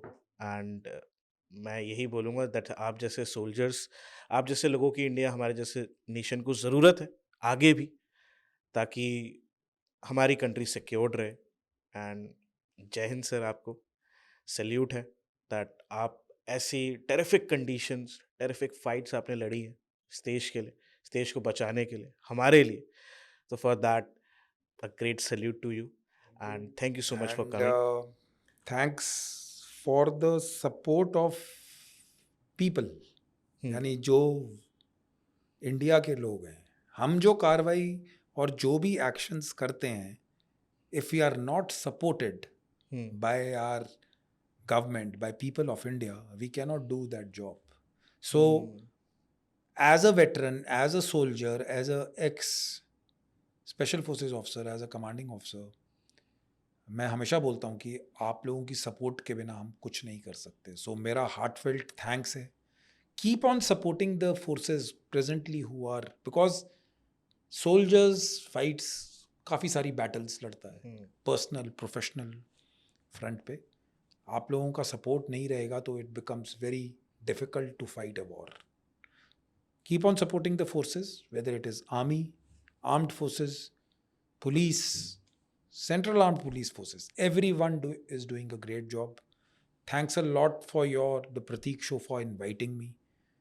मैं भगवान से दुआ करता हूँ कि आपके व्यूअर्स और आप हमेशा खुश रहें, खूब थैंक तरक्की मिले, you become the best podcast in the world, viewers flourish, उनकी life, personal life, professional life सब सर, अच्छी हो. कोई एक एडवाइस जाते-जाते हमारे यूथ के लिए। आजकल आप तो एक आर्मी पर्सन हो, आपका माइंडसेट एक Yes. मच बहुत हायर है। बट आजकल लोग बड़े जल्दी डिमोटिवेट हो जाते हैं, कोई काम पकड़ते हैं, लाइफ में कोई लड़की से हार जाता है, कोई अपने काम में हार जाता है। कोई आप उनको बात बताना चाहो, कोई मैसेज देना चाहो आपकी तरफ से? मेरा एक ही मैसेज है कि जो आपको दिल में ठीक लगता है हुँ, आप वो कीजिए, ड्रीम्स देखिए, और इतने बड़े ड्रीम्स देखिए कि लोग कहें कि यार ये थोड़ा पागल आदमी है. बिकॉज अगर आप बड़े ड्रीम्स नहीं देखोगे तो फिर आप उतनी मेहनत नहीं करोगे. जो हुँ, भी आपका ड्रीम है, आप डॉक्टर बनना चाहें, बेस्ट डॉक्टर बनिए, इंजीनियर बनना चाहें, बेस्ट इंजीनियर बनिए, सोल्जर बनना चाहिए, बेस्ट सोल्जर बनिए, आईएएस ज्वाइन करना चाहिए, बेस्ट आईएएस ऑफिसर बनिए. But dream big and never give up. As far as your personal lives are concerned, मान के चलिए अगर आपको बाय चांस, गॉड फॉरबिड्स, आपको वो चीज़ नहीं मिली, हुँ, बहुत सारे लोग होते हैं उनको फर्स्ट लव नहीं मिलता. हुँ, सो बिलीव कि destiny has something good in for you. Don't give up on your dream so easily. अपनी तरफ से हार्डवर्क कीजिए, बाकी देने वाला भगवान है और ऊपर वाले हैं. अपनी इंटेंट, अपनी जो काम करने की क्षमता है उसको डबल ट्रिपल 4 टाइम्स लगाइए. बाकी no dream is too far, no land is too far to capture. आप हुँ, उसको कैप्चर कर ही लेंगे. Never give up. छोटी मोटी चीज़ों में मत ध्यान रखिए, अपनी हेल्थ का ध्यान रखिए.